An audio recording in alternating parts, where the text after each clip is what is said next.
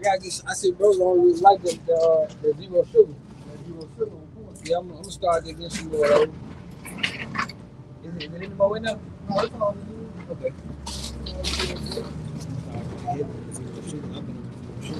Yeah. You know. Shalom, shalom, shalom. We have to start off by giving our honor and glory to Yahweh, by Hashem, Yahushua, by Hashem, Kakadash. We also want to give double honors to our elder apostles and elder bishops of Great Millstone. We well. Peace and blessings, health and wellness to the house of David the elect. We out of GMS Mississippi camp. All right. And look, we had a couple situations go down over the past, couple weeks. Jake basically found dead. One was in Louisiana. Biloxi. Yeah. But another one was like Horn Lake, Mississippi, or something like this. Yeah. Well, it was actually off the mainland of Biloxi. 20. It's like what you call it, an island, 20 minutes from Biloxi. So it's called the island. It's called Horn Island. And you gotta understand, man. Esau was a robot on the left hand side. He's programmed to hurt you, man, to unalive you, man. We are not created the same. But as the scripture says, wisdom and knowledge should be the stability of our time, man. And it also says in Psalm 23, thy rod and thy staff shall comfort me. Now, rod is for correction, all right? The staff is for guiding, like leading. So what do we led with? The word. So if these leaders had taught our people who the real enemy was, then the sheep would not be getting slaughtered by these wolves, man. You got it, bro. This is Hosea 4:6. My people are destroyed for lack of knowledge. Yep. Because look, what was Jake taught? To integrate with the enemy. You have a natural born enemy. You don't have to make your brother the enemy because you got a natural born enemy. We don't got to do the blue red bandana thing. My neighborhood, your neighborhood, because you got a natural born op. And you niggas have no ambition to go towards Esau the way you go with your own people, man. Straight out the womb. Say it again? Yeah, straight out the womb. Straight out the womb. You got a natural innate. We was beefing from the womb. And what Webber say? Beefing since way back in middle school in the 6th. You know, but hey, going back to Jacob and Esau, man. In the womb. In the womb. You have an innate natural born enemy. But if you were led by Yahweh, by Hashem Yahushua, and you had cleaved to your teachers, starting with the apostles of Great Millstone, you would know not to go out with no damn Edomites. And then you said innate from the womb. This is Genesis 3:15. And I will put enmity between you and the woman, and between your seed and her seed. And the woman ain't got no damn seed. So that's a metaphor for the nation of Israel. So the offspring of the nation of Israel and the offspring of the serpent, which is the Edomites, all right, they're going to have opposition, man, That's right. With each other. That's right. All right. Back into Genesis 3:15. And I will put enmity between you and the woman, and between your seed and her seed. It shall bruise your head, and you shall bruise his heel. Yep. All right. It shall bruise his head. You should bruise it. Going back to that the overthrow of the Roman Empire. All right. Then it hit with the Renaissance, the rebirth. All right. But there's always going to be opposition in every incarnation. All right. How the Grecians took over Jerusalem, then the Romans took over Jerusalm. All right. How the Edomites helped the Babylonians. All right. Capture Israelites. You had the slave trade, man. So every incarnation, all right, it was beef. Yeah, going into, like you said, Zaquan, bruising your heel, because even when you think about that injury of an Achilles tendon, like when you do the research, I think basketball players are 85 to 90%. They have the probability to actually heal, but you don't come back from no headshot. So when your house shot comes back, he's gonna bruise his Esau's head going into this last kingdom, this last rulership. Yep. So you know, a snake cannot come back from a headshot, but a basketball player can come back from what? An Achilles tendon. Yeah, I say that you cut the head off, everything would die. That's right. If you live in the country a lot, they would say whenever you came across a snake, make sure you couldn't cut the head off. Yeah. All right, go ahead, bro. Let's go, because you were talking about, the history. It goes, we have a natural born enemy. And when we was talking about it before it came with camp. Jake don't understand the history of how ain't nothing you can do to integrate with Esau. Esau been wanting to kill us since the beginning. This genocide. This Genesis 27 and 41. And Esau hated Jacob because of the blessing wherewith his father blessed him. And Esau said in his heart, the days of mourning for my father are at hand. Then I will slay my brother Jacob. Yep. So Esau already had it in his heart. He was going to slay Jacob, man. All right. And it ultimately represented the nation of Edom going after the nation of Jacob, man. That's why we're in this low place. This is the working of the small heads, man, which are the elite of the nation of Israel, the nation of Edom. All right, but you niggas are misguided. The 12 tribes are misguided. That's why you always fall into the snare of Esau. You walk right into the jaws of a lion because you were taught to be at peace with the lion, integrate with the lion. These are apex predators. All right, hey, you want first? Hey, before we get those scriptures, get Genesis 25. It said Esau be a cunning hunter. You got a hunter who hates you, and you were misled to think that you're supposed to be at peace with this hunter who hates you. Mm-hmm. This man got an accurate aim. You know, come on now. And even in the animal kingdom, you don't see zebras hanging around with giraffes. They don't. Lions hanging around with tigers. Yep. You know, so you stick to your tribe. Straight to the point. You get to straight to the point. This is Genesis 25 and 27. And the boys grew. Esau was a cunning hunter, a man of the field, and Jacob was a plain man dwelling in tents. Esau was a cunning hunter. So, but going back to the prior scripture that was just brought out, Esau said, "I'm gonna make it my business to unalive Jacob." But and he's a cunning hunter, and he's a systemic cunning hunter now. And the definition, like we can use this as a cunning hunter. You know, you make it seem like you cool with Jay. You invite him on an outing, then you set him up to kill him. Yep, you de-arm him. Then you de-arm him so you can get him what they call it. So he'll be relaxed. He's not on high alert. And then you smoke. And that's the nature of an Edomite too. Yeah. Edomite is always making the effort to get you to laugh, get you to smile. Right. Those are the ones you gotta look out for. Because when you hunt, what are you doing with an animal? You're studying his behaviors. You're studying his characteristics. Yep. And most of the time, when you get that killed, that's when the animal is at its lax. Yep. If you have a deer hunt, then usually eating, or she's the doe. You're not supposed to kill bucks, but the doe, she usually chilling. You're not catching them while they high alert. You wear them down. When they relax, then you kill them. But going back to how Esau dealt with Jacob, because Esau be like you said, he'll be cool with you. Esau try to joke with you, laugh and play. He might try to shoot a little pool or something, buy you a drink. But it's just one thing I know from experience, and I say this from experience. Esau is their way for the perfect time. Yep. All that shit is really just it cool, fine, and dandy. But as soon as that Esau, he gonna show his color. What the scripture say? Like if you, it's like as if you wipe the looking glass and find out his brush is not all wiped away. Yeah, I'm holding that. I want to add to your point. When they're out hunting, what they do? What they use lure. Mm-hmm. Yeah. They lure them in, but what? Using the scent. That scent, they arouse them. Yep. So what? They'll capture Jake arousement by what? Entertainment, food, any kind of their lust, and what? They use that to lure them into these cities. Mm-hmm. Yeah. They use that to lure them into these cities, and what? We should call it hunting the barrel. Yep. Fish in the barrel, something. Frog in the pot. Fish in the barrel. Yeah, shooting fish in the barrel. Yeah. Because it's a concentrated number of you in a small vicinity. Mm-hmm. So it's easy to hit you. The traps are in the cities. Mm-hmm. In the cities. The first Purge with the guy that just played in that movie that showed Nemesis when they weren't killing. When Esau sent the mercenary, where did he go? He went directly to the section of apartments in the hood. Yep. He went straight there, and that's what they were doing all on the line. All those experiments, all those testings, all those vaccinations on your kids, all those studies and come on, man. Are you an experiment, man? All right. Oh, you go ahead. Never trust our enemies. It's Ecclesiasticus chapter 12, starting at verse 10. Never trust thine enemy, for like as iron rusted, so his wickedness. Though he humble himself, you never trust your enemy, man.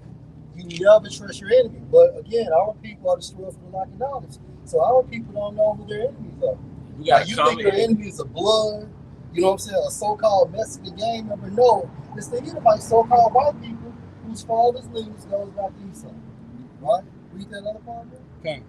Verse 10 or 11. Verse 10, never trust thine enemy. You never trust your enemy. Go ahead. For like as iron rusted, so is his wickedness. You know what? So eventually, all you gotta do is wait and watch.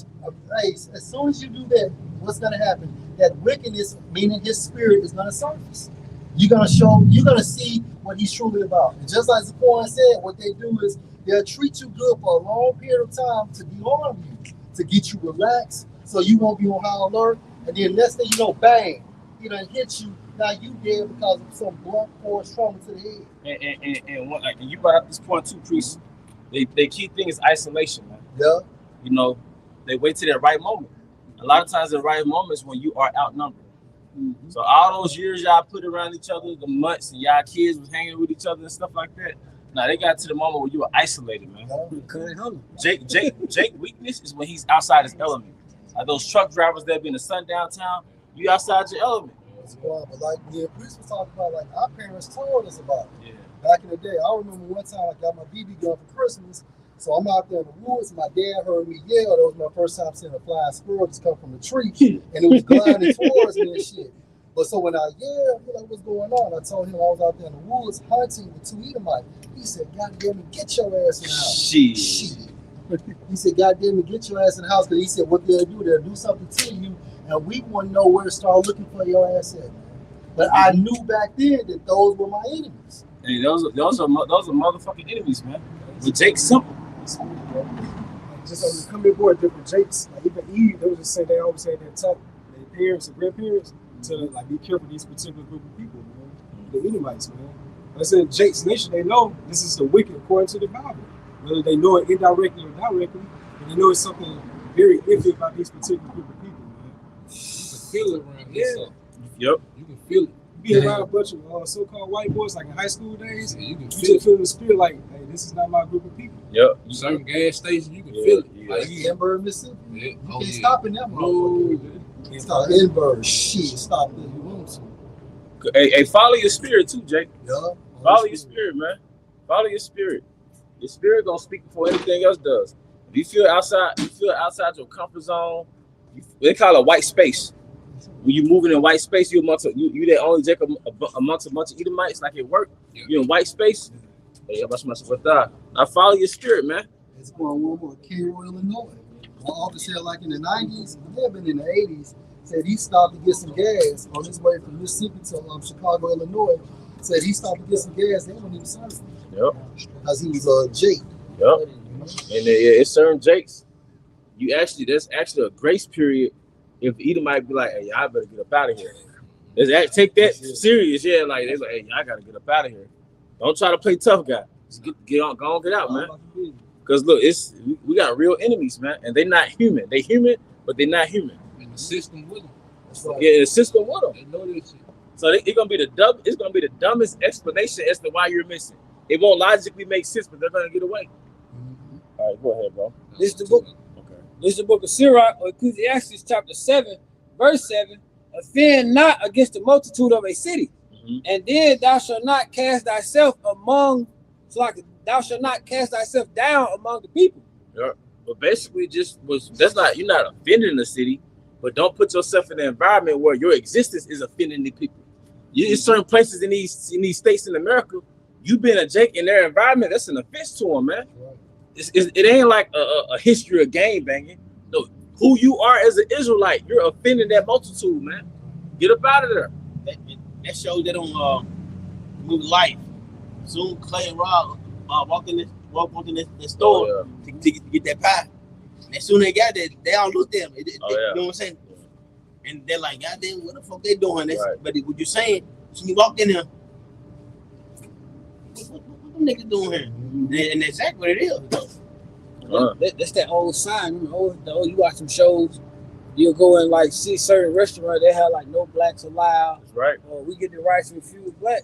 Well, today that's really the sign ain't up there. But when you walk in, because I done been through there, when you walk in the store and everybody just stop, it's like you had that slow moment where the music stopped playing for a second.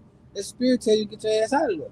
Yep. Hey, follow that spirit, man. Jake is very spiritual. Follow that. Go ahead, bro. Like Saints going, you said a couple times, like, get out. But there was a movie called Get Out. Basically telling Jake, don't be around you like that. Because they have no good intentions for you, man. Esau not human, man. He was the token Jake in that movie. Oh, yeah. He's about to Get Out. And guess how he was lured in? The extension of the woman. That's snap. And she knew it. It was planned out. From the beginning. She knew what it was, because he wasn't the first one. Yeah. Now she had a whole body of Jakes, a whole portfolio of niggas. It's another video going recent, viral. Jake out there in Michigan attended a music festival with a group of so-called white people, man. And found her. He You home. know what I'm saying? But it's Yahweh Bashim Shai. Because the scripture say, who aroused him up. So all these unalivings is here to shake you niggas up, man. Y'all want to make prison your home. Well, I'm not going to keep running. You got it, bro. This is the book of Sirach, or Ecclesiastes chapter 9, verse 7. Do not look around in the streets of a city and nor wander about its deserted sections. Yep. Hey, They're trying to find spots to go to, man. Yeah, In this yeah. day and time. And the deserted city is like a sundown town. Yeah. And that I mean, you can use it in that context. You know, it's deserted because you're the only Jake there. You know what I mean? It's a sundown town, man. But you looking for like a little clubs, little bars or some shit. You know, maybe it was passing through. Get the fuck out of there, man. Get your gas and leave if you can.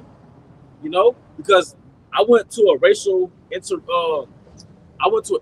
church growing up, and I knew an Edomite couple from Iowa. Those like it's certain parts of Iowa that we can't go to. You know, so it's all over. It ain't just a Mississippi thing. It's all over the United States. That's what they think. They really think it's all about the South. Nah, No, it's some damn devils there too. the devil's everywhere. Progressive, Yeah. they racist. That's it. And then when you leave a city, you in the country.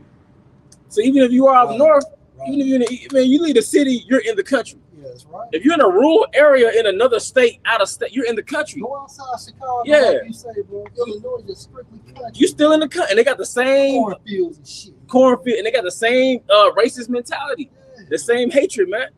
So that's come on, every fucking word, man. I think we talked about this last time. The inner city is usually liberal, Democrat, but then the rural areas is always conservative, Republican and shit. Same shit, man. Esau was a cunning hunter. What did it say? Dwelling in the field. The rural area, that's more like the field. That's the element, man. All right. This is jumping down to verse 13, Ecclesiastes, Sirach 9:13. Keep thee far from the man that had the power to kill. So don't put yourself in an environment where you can get unalive and nothing to happen. It's no witnesses, you know, but you're gonna learn the nature of your enemy. Right. Jake's so caught up in black culture, they think another nigga is their enemy. Right. So they can't fathom how somebody hates you for no reason. You can't fathom this man hate. You have a natural born enemy. You a Kendrick fan, so you mad at Drake. You a Kendrick fan, so you mad at Drake, but you can't think outside of that. You can't think outside of that, man.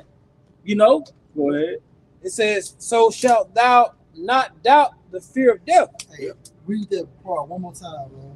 Keep thee, this is back at the top of 13, keep thee far from the man that had the power to kill. And where did he get that power to kill from? Genesis 4:15.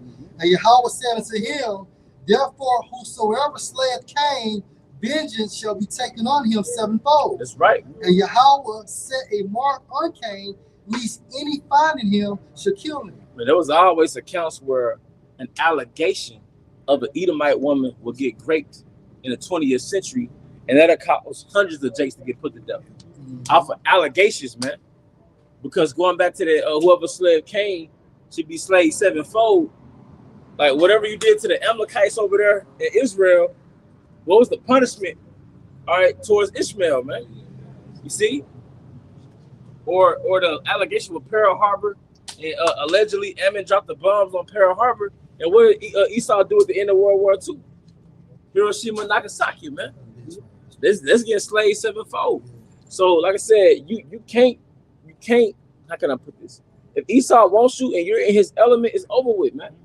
We're here to serve punishment for the transgression from Yahweh Bashim Shai.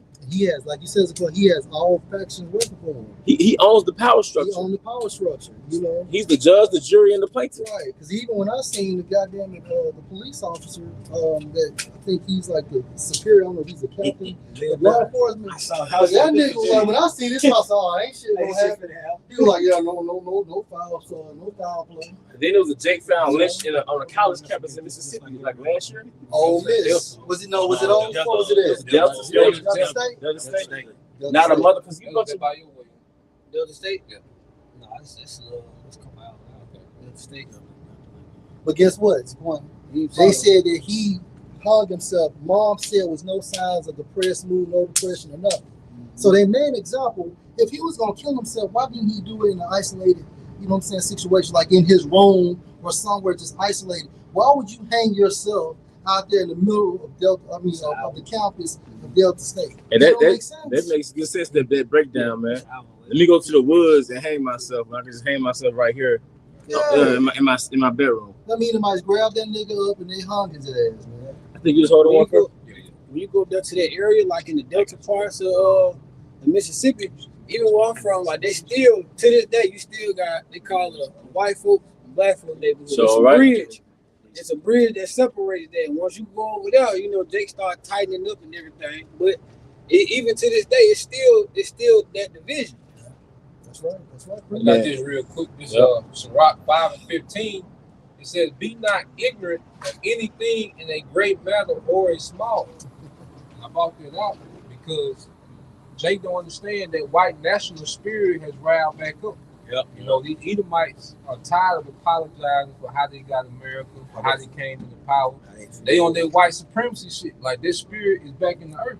And see, Jake not on that. See, Jake is not in the loop of what's really going on, so he don't know that these Edomites are more emboldened than they ever been in these times. Then they got Jake fatigue. Yep. You know, they getting tired of being blamed for being the conquerors of America and how they got America. And So-called usual suspect videos not making it any better. that's right. You know what I'm And then they're losing on the economic level. So they getting their rocks off of these unalivings. You know, you got to understand the nature of your enemy and know thy enemy, know thyself. So Jake got the illusion of inclusion. Yep. He just fit in, won't be that token boy, that token guy. Because Jake is in a sucker place. His mind is stuck in social media land. Was it more to that? Oh, you got it. And I can say real quick, it said be not ignorant, man. And ignorant going into lack of wisdom and knowledge. And that's why the Lord said people gonna be destroyed because of the lack of wisdom, man. Now how you gonna have a all-out argument with some Edomites, then you decide to go, you know what I'm saying, out on the water with them and hanging out like it's all good. You know, you can't get an argument with Jake and go to his hood with him, man. So, you know, these people are ignorant, bro. All right, this is the book of Psalms, chapter 140, starting at verse 1 in the NLT. Oh Lord, rescue me from evil people. Who are those evil people? Edomites. Man, those are Most High given demons, man. Those are Most High made robots. They're programmed to hate you and destroy, man. You're in the you rap about your hood. You grew up in the hood because of Edomites. You grew up in the hood because of systemic hatred. Right. Your daddy brother was on crack because of systemic hatred. Yeah. You know what I'm saying? Like your mama was y'all grew up in the projects because of systemic hatred, man. Your great granddaddy couldn't get a house because of redlining, because of systemic hatred. We got natural born enemies, man. Come on, man. All right, go ahead. And we still struggling this day. To this day. But instead of the womb now inside of Rebecca, now the womb is inside her.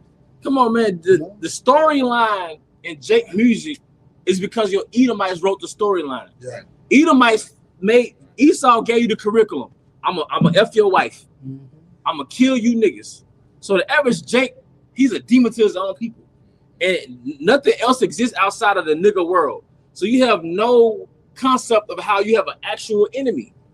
All right. He wrote, you know, something crazy about that too.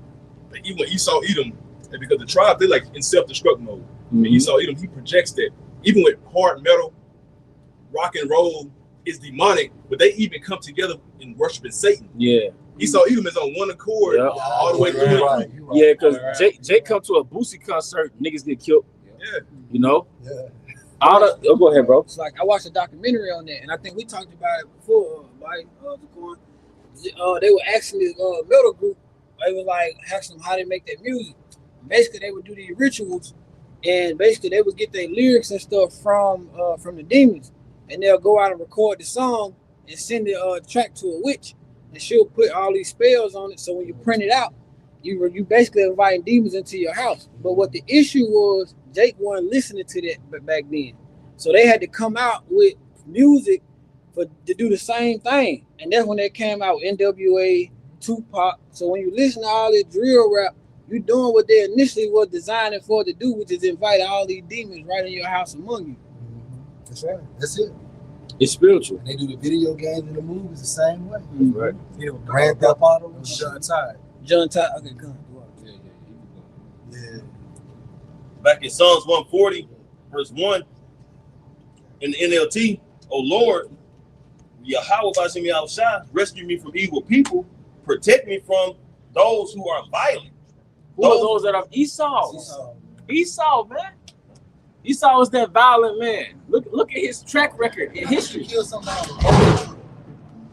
How can you murder somebody on a boating outing? But those are just Edomites working as individuals in a group. This man systemically is violent. He's been violent to all of the heathen. He's been violent to the whole earth. How are you violent to the air? You violent to the air that we breathe. You're violent to the water that we drink out of, man. All right? You're violent to the food. You're violent to the animals. You're violent to life.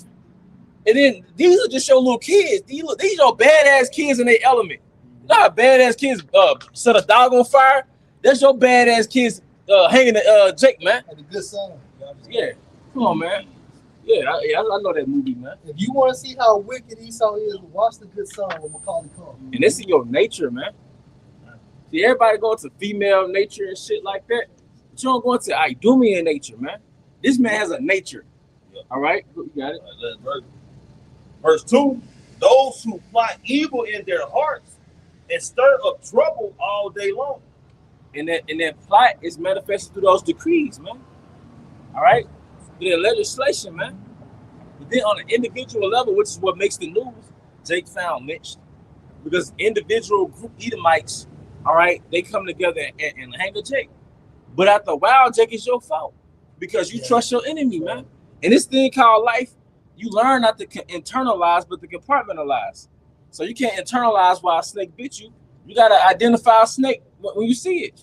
That's a snake.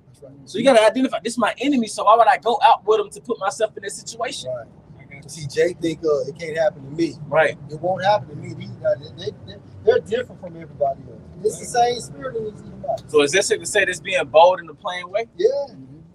It's a quick Google search. I said, we all know, but just for edification, I said, who is the natural born enemy of Jacob? It said the natural born enemy of Jacob is his twin brother Esau. What up, twin? Their intense rivalry began before they were even born. Hey, somebody hold that Genesis 25, how they wrestled in the womb. Go ahead. I got that.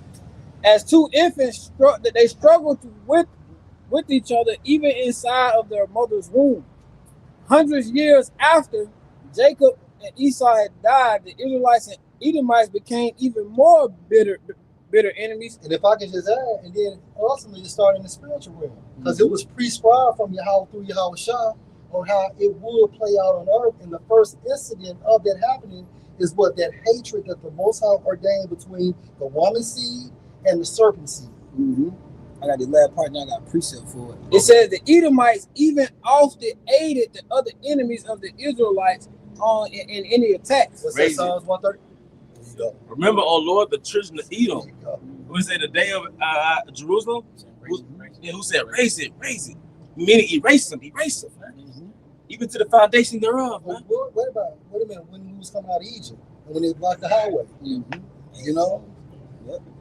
This is Luke chapter 1, verse 70 and 71. It says, just as he promised through all his holy prophets long ago, now we will be saved from our enemies, who is Esau, and from all other who hate us, going to the other heathen nations.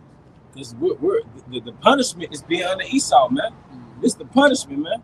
You're not supposed to be born into this life trying to figure out how to get money. We touched down in America, what, 16, 19?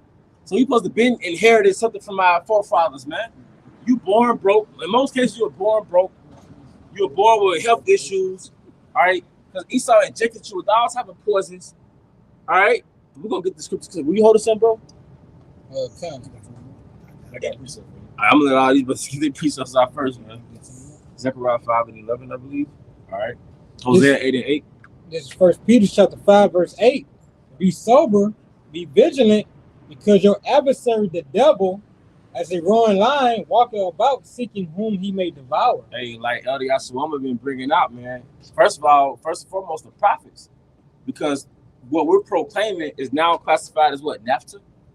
What we're proclaiming is now classified as terrorism, man. All right? The Esau is the devil. How America became a great country, all right, through robbery and theft. Now the people who say that, which is us, now it's classified as the T-boys, man, terrorism, man.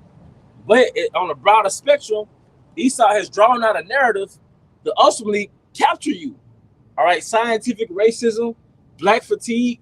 He's building up a narrative to unalive you. Y'all ever seen that the interview of Will Smith and Jada Pinkett Smith?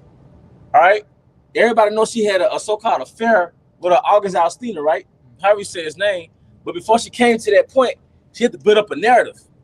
She had to say all this. She had to make it seem like Will Smith was like this detestable man, just to justify what she always wanted to say, how she slept with old boy. So that's what movie directors do, or writers of a show do. Before they unalive a character, before they make him a bad guy, they justify. They make him an asshole to justify getting rid of the character. What they can also call character assassination. Yeah.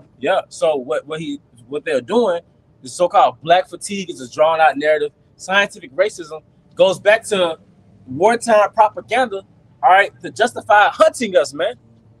Because just how you kill so many heathen in the Middle East, in the back of your mind, they're T-boys anyway.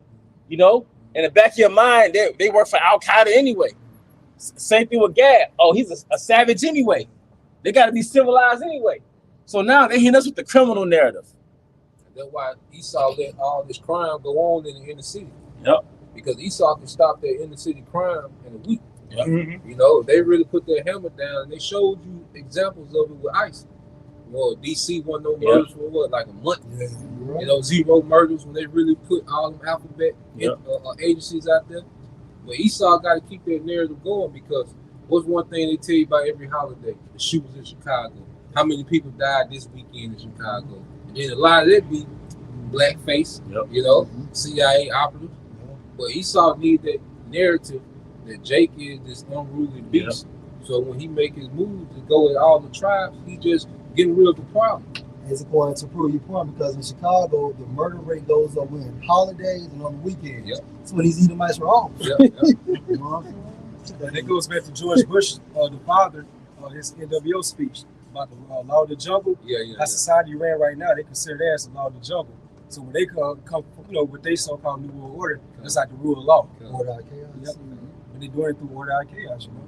Just go back to a priest of law scripture that shows you how Jake right now, their situational awareness skills is at a horrible level right now. We go through the most vulnerable, chaotic times, going through Jacob's trouble. You would join hand-to-hand thinking everybody's your buddy. You still got Jake on TikTok videos. Recently, after old boy died. I'm talking about he on the fucking boat with Edomites going somewhere to swim, and them saxophone playing. And he's just panning the camera around like, look at these niggas. You cannot feel sorry for these motherfuckers, man. But you know what? That lion be going for that the little gazelle that be unaware.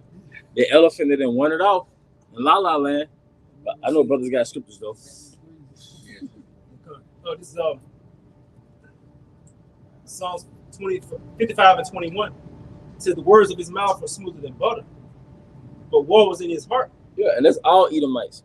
From a systemic elite standpoint to average residents in the United States, man.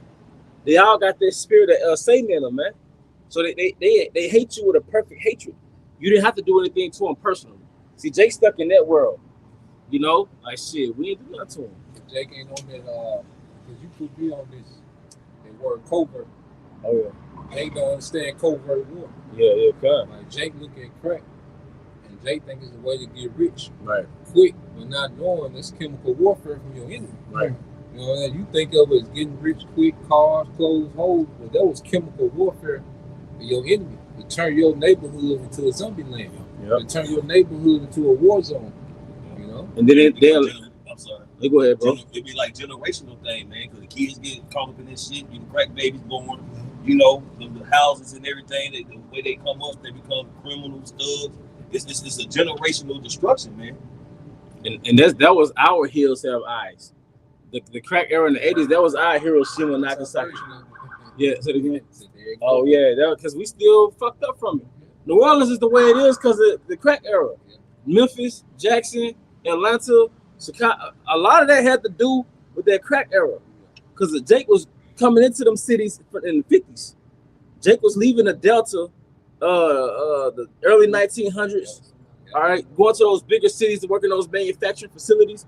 And a lot of Jakes was affluent 100 years ago. But what did Esau do? He attacked that middle class, man. He attacked that middle class, man. You don't go from slavery to Black Wall Street, affluent Black Wall Street, to damn Martin Luther King Avenue with your pants off your ass, man. There had to be external influences, man. Ultimately, it was Yahweh, by Hashem and Hawashai, but we know who's the Most High's instrument of war, man. Deliver me, arise, O Lord, disappoint him, cast him down, deliver my soul from the wicked, which is thy sword, man. All right, but go ahead, brother. NLT, it says his words are as soothing as lotion, but underneath are daggers. Yep. Those speeches, and like Esau, Jake don't know those presidential speeches. They're building up a mindset against you. I always gets into that. It's a mindset that's gonna justify Jacob's trouble, man. And you play into that. That's how Jake, the so-called Black Panther movement, right? And Jake was taking pictures of those guns, right? Like you playing into the trap. Because now there's propaganda saying this is the reason why we gotta get rid of guns. These are our terrorists. See, same thing with Jake, man. This black culture bullshit. They're using this against you to say, look, these are basically the modern day pagans, modern day savages. We have to do something. Look what they've done to the cities. Don't be surprised if Edom might start unaliving his own and blame it on Jake just to justify it. Some Edomite women come up dead, you know, the works of the CIA or whatever agency, but really they're gonna blame it on Jake to stir up that hatred towards you, man. All right. Yeah, I'm gonna say, you're just gonna justify for them anyway. Yeah. That the insurrection that's gonna come up. Yeah. Come on, man. I got the word real quick. Insurrection. They say about organized uprising, name it resisting, or overthrow it. Basically, Esau gonna come over. You know, he's trying to, like you say, he's trying to lead that trap just for the capture, man. You know, just so he can be in his mind or even sway the people that hey they justify coming along because hey the people that speak on the truth anyway, or how they got this and how they got set up, you know, certain the Americans and everything that's going on, just calling them out. They justify themselves. Hey, why they coming after them in the first place, you know? But yeah, that was all I had. I'm saying this too. It's the same situation you talking about. 9/11 bullshit. It's the same shit because they kept playing the same shit over and over and over. Yeah, and they put the shit in everybody's heads. Them the T people, they came up done it. Yeah. 11. Yeah. Oh, and then on that day and in that time frame, Ishmael gas station was getting shot up. You know what I'm saying? So he do that and just demonize them Arabs. They done it. Yep. They done it and get the whole world against them. That's how Esau do. Ishmael was getting unalive at that time, man. You know, that patriot spirit was real heavy. That's what Esau instituted that Patriot Act, man. You see? All right. Now, who had a precept? Yeah. All right, go ahead. The book of Ephesians, chapter 5, starting at verse 15. See, then that ye walk circumspectly, not as fools, but as wise, redeeming the time because the days are evil. Yep, redeeming the times, man. Knowing what time we're in, man. Knowing the mindset of your enemy. Esau doesn't feel like he has this country in his hands anymore. He doesn't feel like he's on top anymore. All right, economically, he's not set up for the future. All right, so his future is uncertain right now. He's upset with you. He has to get it out of his system with you, man. You know? He got to blame something. He's never at fault. He never does shit wrong, but he's always blaming any and everybody else for his terrible rulership when it comes to management of the earth. Was that Antiochus who would, when they would lose the war on their way back, he would stop back by Israel. He would basically do a lot. That was Antiochus. Because you said he did it during the time of the He did. He took it out on Jake. So, right? That's a form of displacement. It's like your daddy get whoop you. You go outside and kick the dog. Yep. The dog has nothing to do with it. That's a school bully. That's right. His stepdaddy, you know, dominate him, beating his ass, whatever, and he taking that shit out on his peers, That's man. right. You know, that's what Esau do it on the job too. Yeah. His wife at home be beating the hell out of him, cussing him out, telling him he, he got a little pecker and everything, and then he come to work and be the big guy. Right. You know. And get ran through at home. Bro. Yep. Like you said, he gotta drop his nut somewhere. Yeah. Exactly. It's suppressed over here, so you gotta release it over here. Yeah. You know. And Trump just mentioned it with the ceasefire with Iran. We're saying like just because of that, the retaliatory strikes, that'd be justified for them to go ahead and kill over 70 million people and run. And destroy their electrical infrastructure, things of that sort, man. You know we're heathen, but that's I'm sorry, they're heathen, but that's unjust. Right. That's unjust. That's why you call it the hammer of the earth, man. All right. You hear something? Yeah, I have one for you. Okay. Kind of loop back around. This Luke chapter 1, starting at verse 70. As he spake by the mouth of his holy prophets, which have been since the world began, that we should be saved from our enemies and from the hand of all that hate us. With the hand, we're in the hand of Esau. We're in the hand of Esau. So, and like the other a brother brought out, man, this shoe fish in a barrel, man. In the sense that we're in a concentrated place in these cities, and Esau has all the control, man. To experiment on us, give us poison food, man. Chemtrails flying over the projects, over the hoods, man, over the country. Wherever Jake resides, man, the water polluted, lead in the houses. All right, we're in the hand of our enemy. And that goes back to Isaiah, I believe it's 47. I was wroth for my people. I polluted my inheritance. I had given them into thine hand. Esau, the Most High gave us the Esau. We owe something. But no, after B, now I'll come right up. Okay, y'all really look on it. It says to perform the mercy promised to our fathers and to remember his holy covenant, the oath which he sware to our father Abraham, that he would grant unto us that we, being delivered out of the hand of our enemies, might serve him without fear. Man, Jake don't know why his testosterone low. Right. Jake don't know why he's in his 20s taking sexual supplements, man. Right, I just saw a video, a woman breaking down how men don't have Adam's apples anymore. A lot of men don't have Adam's apples anymore. Hey, I was just thinking that. I haven't seen a man in a long time with one. Well, just one poking out the neck, man. Because back in the day, you can determine a man from by the Adam's apple, man. Yeah. So what does that mean? Our testosterone lower. Yeah. Jake got fucking love handles and titties and your balls shrinking, man. Right. The women getting deeper voices. They got hair on their chin now, man. All right, so but you still thinking like generational wealth, man. Right. Like we're not gonna exist generations from now, man. Because he hit us with the slow squeeze economically and with the food and the air and the water, but now he's gonna just come directly after Jake, man. Right. All right, heard the horn. All right, was it? That was it. Hey, Psalm 17 and 13. Arise, O Yahweh, disappoint him, cast him down, deliver my spirit from the wicked, which is your sword. It's the Most High source of all that hell we caught in America, in the Americas. All right, with the conquistadors, all right, with Esau, the British, the French. That was the Most High sword, man.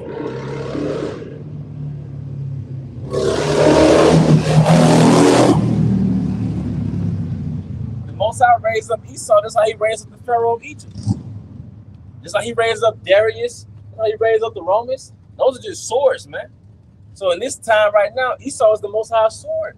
Go ahead. Revelation 6 and 4. And there went out another horse that was red, and power was given to him that sat thereon to take peace from the earth, and that they should kill one another, and there was given unto him a great sword. Hey, that red horse is who? Esau, Edom. And it was given to him a great sword because Pop's dad, Isaac, he said what? What's going on? Yo? Isaac said, by thy sword should I rule. Because Isaac blessed Esau or gave him a consolation blessing in the name of Yahweh B'Hashemel Shai. Yeah. It's like Yahweh B'Hashemel Shai was talking to him through Isaac. By thy sword should I rule, man. So in the time appointed, he came into power and he ruled with that military. That's that sword, man. And it goes back to who? Haman. He had that hatred for the Jews, man, for the real ones. That's right. All right. Well, and who was Haman a descendant of? Agag. The Amalekite. All right. But what did they call Haman in the book of Esther in the Apocrypha? Yeah, the Agagite. Agagite, my bad. No, yeah, it's one of them. I get it confused too. Yeah. The Agagite. Yeah. But they of the Macedonians. Damn. Yeah, Haman the Agagite. And it said he was a Macedonian. Second Ezra's, right? I mean, I'm sorry, I said Ezra's. No, the Esther. Because we're going to get it through the scriptures, man. This is a biblical hatred, man. All right? You said something to Quan. No, that was it. Cut you off, but okay. It said Haman the Agagite of Macedon. All right? Then I got a link one for you in the First Maccabees. Okay. Bring it home. Some similar, but it's a different precept. First Maccabees 6:2. There was in it a very rich temple wherein were coverings of gold and breastplates and shields with Alexander, son of Philip, the Macedonian king, who reigned first among the Grecians and lived there. Yep. And you could look up the Macedonian Empire. You can't find hardly nothing, man. All right, you try to trace the Macedonian Empire back to biblical times, you can't find anything, man. All right, but somebody get that in Esther and Apocrypha. Makes sense, man. The same correlation where you try to look up the Edomites. Right. Biblical Edomites. Can't find anything. Can't find anything. Show you that these are the same group of people. Right. Because they hid under different identities for so long. All right, but yeah, it's second Esther 3:1. What does it say? Esther 3:1. After these things, the king of Horus promote Haman, the son of Hamadatha, the Agagite, and advanced him and set his seat above all the princes that were with him. And that's one clue. Because it said the Agagite, right? And we know the Agagites goes back to Agag, which is the Amalekite. But it also referred to him in that book as a Macedonian. That's what I wanted to pinpoint. That's all good. I just don't know exactly where it's at in the Apocrypha. Don't let the brothers on the comment board beat you to it. I think It should be 16. It start like 16 to 10. Okay. In the book of Esther. Yeah. You probably start a couple verses up. Okay, the water. I'll tell you what. If you can, just start at the top. Okay. Down a little bit. Yeah, give us some context. Yeah. This the book of Esther, chapter 16, verse 1. The great king Artaxerxes unto the princes and governors of 127 provinces from India unto Ethiopia, and unto all our faithful subjects greeting. Many the more often they are honored with the great bounty of their gracious princes, the more proud they are waxing, and endeavor to hurt not our subjects only, but not being able to bear abundance, do take in hand to practice also against those that do them good. And take not only thankfulness away from among men, but also lifted up with the glorious words of lewd persons that were never good. They think to escape the justice of the Most High, that seeth all things and hateth evil. Oftentimes also fair speech of those that are put in trust to manage their friends' affairs hath caused many that are in authority to be partakers of innocent blood, and hath enwrapped them in remediless calamities, beguiling with the falsehood and deceit of their lewd disposition and innocency and goodness of princes. We jump down to verse 9. Both by changing our purposes and always judging things that are evident with more equal proceeding. For Ammon, a Macedonian, Haman, the Macedonian. I think in the Apocrypha they call him Ammon, but in the biblical he's Haman with the H. With the H, the water. It said the Macedonian. You can bring it home with your scripture in Maccabees? You want, hold on, let me get that, bro. This is First Maccabees.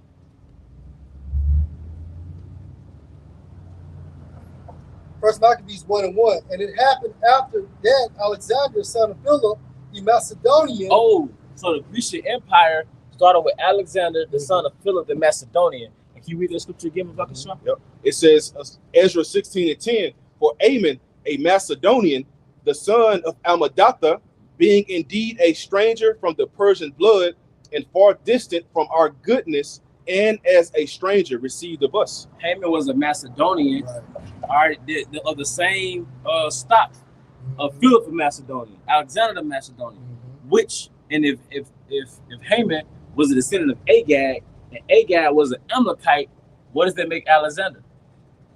What does it make Philip? Amalekites or Edomites, all right, point blank period. All right, they're all of the Macedonian stock. Right. So they're all, at least we can say they're Edomites. All right, and that's the proof. So now we have a people that's known in a modern world that everybody is aware of, Alexander, Philip of Macedonia, and it gives their stock of Macedonia, and we can trace through the scriptures how the Grecian line goes back to them, their Amalekites. Right. This biblical. All right, so the identity that you are making an effort to hide for thousands of years is exposed. For hundreds of years, it's been exposed. you go. All right. There you go. So this is back in First Maccabees 1:1. And it happened after that Alexander, son of Philip, the Macedonian, who came out of the land of Chittim, had smitten Darius, king of the Persians and Medes, that he reigned in his stead the first over Greece. He reigned in his stead the first over Greece. So the Grecian Empire goes back to straight up Edomites. Mm-hmm. And it's evident in the scripture. That's why they want to get rid of the scriptures. That's why you got whole websites, Bible websites, can't find it. Mm-hmm. You know, websites that you used to look up Bible scriptures, now you can't find a website. Yeah. Online apocryphas, gone. It's difficult. Because your identity has been exposed, man. I got some information on Chittim. Originally, Chittim referred to the inhabitants of Cyprus because Cyprus had strong Greek influence and was settled by Greek-speaking peoples. The name later broadened to include Greek peoples and territories in the Eastern Mediterranean.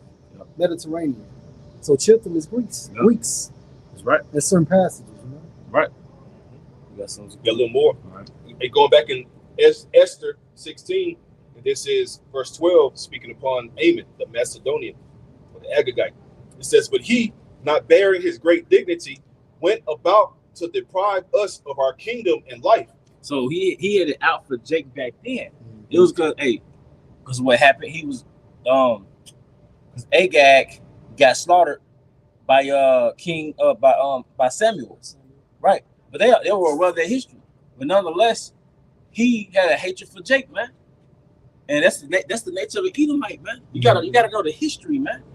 And to understand the present, you gotta understand the history.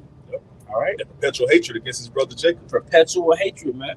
So Jacob doesn't think in terms of nation. The elites, they still think in terms of nation. We gotta wipe them out as a nation. Yep. Jake don't think like that. Yeah, they keep bloodline and the acknowledgement of bloodline sacred. Right. It's a high value unto them. Right. That's why they even resorted unto being an incestuous bloodline, because it means that much to them. Keeping it in the family. Mm-hmm. Yep. It says in verse 13, having by manifold and cunning deceits sought of us the destruction, as well of Mardochaeus, who saved our life and continually procured our good, as also of blameless Esther, partaker of our kingdom with their whole nation. Yeah, blameless Esther, man. But the point was that we took a biblical so-called character and traced his existence back to actual nation of people today. That's his point. All right. And just to tie it home again, this is 1 Samuel 15 and verse 7. And Saul smote the Amalekites from Havilah until you come to Shur. This is over against Egypt. And he took Agag, the king of the Amalekites, alive and utterly destroyed all the people with the edge of the sword. So he murked all the Agagites. Mm-hmm. He spared King Agag. Mm-hmm. That's why the prophet Samuel got on to King Saul at the time frame. So he was going to lose his rank as being king of the nation of Israel. Because the Most High told him to smoke everything, Even including like the stock, the livestock, mm-hmm. you know, the different portions of the Agagites, you know. In that movie One Night with the King, about the movie about Esther, they showed Haman basically I guess you could say reminiscing on what they did to his dad. They went back to what they did to his great granddad. Mm-hmm. You know. Hey, verse 8, and he took Agag, the king of the Amalekites, alive and utterly destroyed all the people with the edge of the sword. But Saul and the people spared Agag and the best of the sheep and of the oxen and of the fatlings and the lambs and all that was good, and would not utterly destroy them, but everything that was vile and refused, that they destroyed utterly. Then came the word of Yahweh unto Samuel, saying, it repent me that I have set up Saul to be king, for he is turned back from following me, and has not performed my commandments. And it grieved Samuel, and he cried unto Yahweh all night. And when Samuel rose early to meet Saul in the morning, it was told Samuel, saying, Saul came to Carmel, and behold, he set him up a place, and is gone about, and passed on, and gone down to Gilgal. And Samuel came to Saul, and Saul said unto him, blessed be you of Yahweh, I have performed the commandment of Yahweh. And Samuel said, what mean then this bleating of the sheep? in my ears, and lowing of the oxen which I hear. And Saul said, they have brought them from the Amalekites, for the people spared the best of the sheep and of the oxen to sacrifice unto Yahweh your power, and the rest we have utterly destroyed. Then Samuel said unto Saul, stay, and I will tell you what Yahweh has said to me this night. And he said unto him, say on. And Samuel said, when you was little in your own sight, was you not made the head of the tribes of Israel? And Yahweh anointed you king of Israel. And Yahweh sent you on a journey and said, go and utterly destroy the sinners of the Amalekites, and fight against them until they be consumed.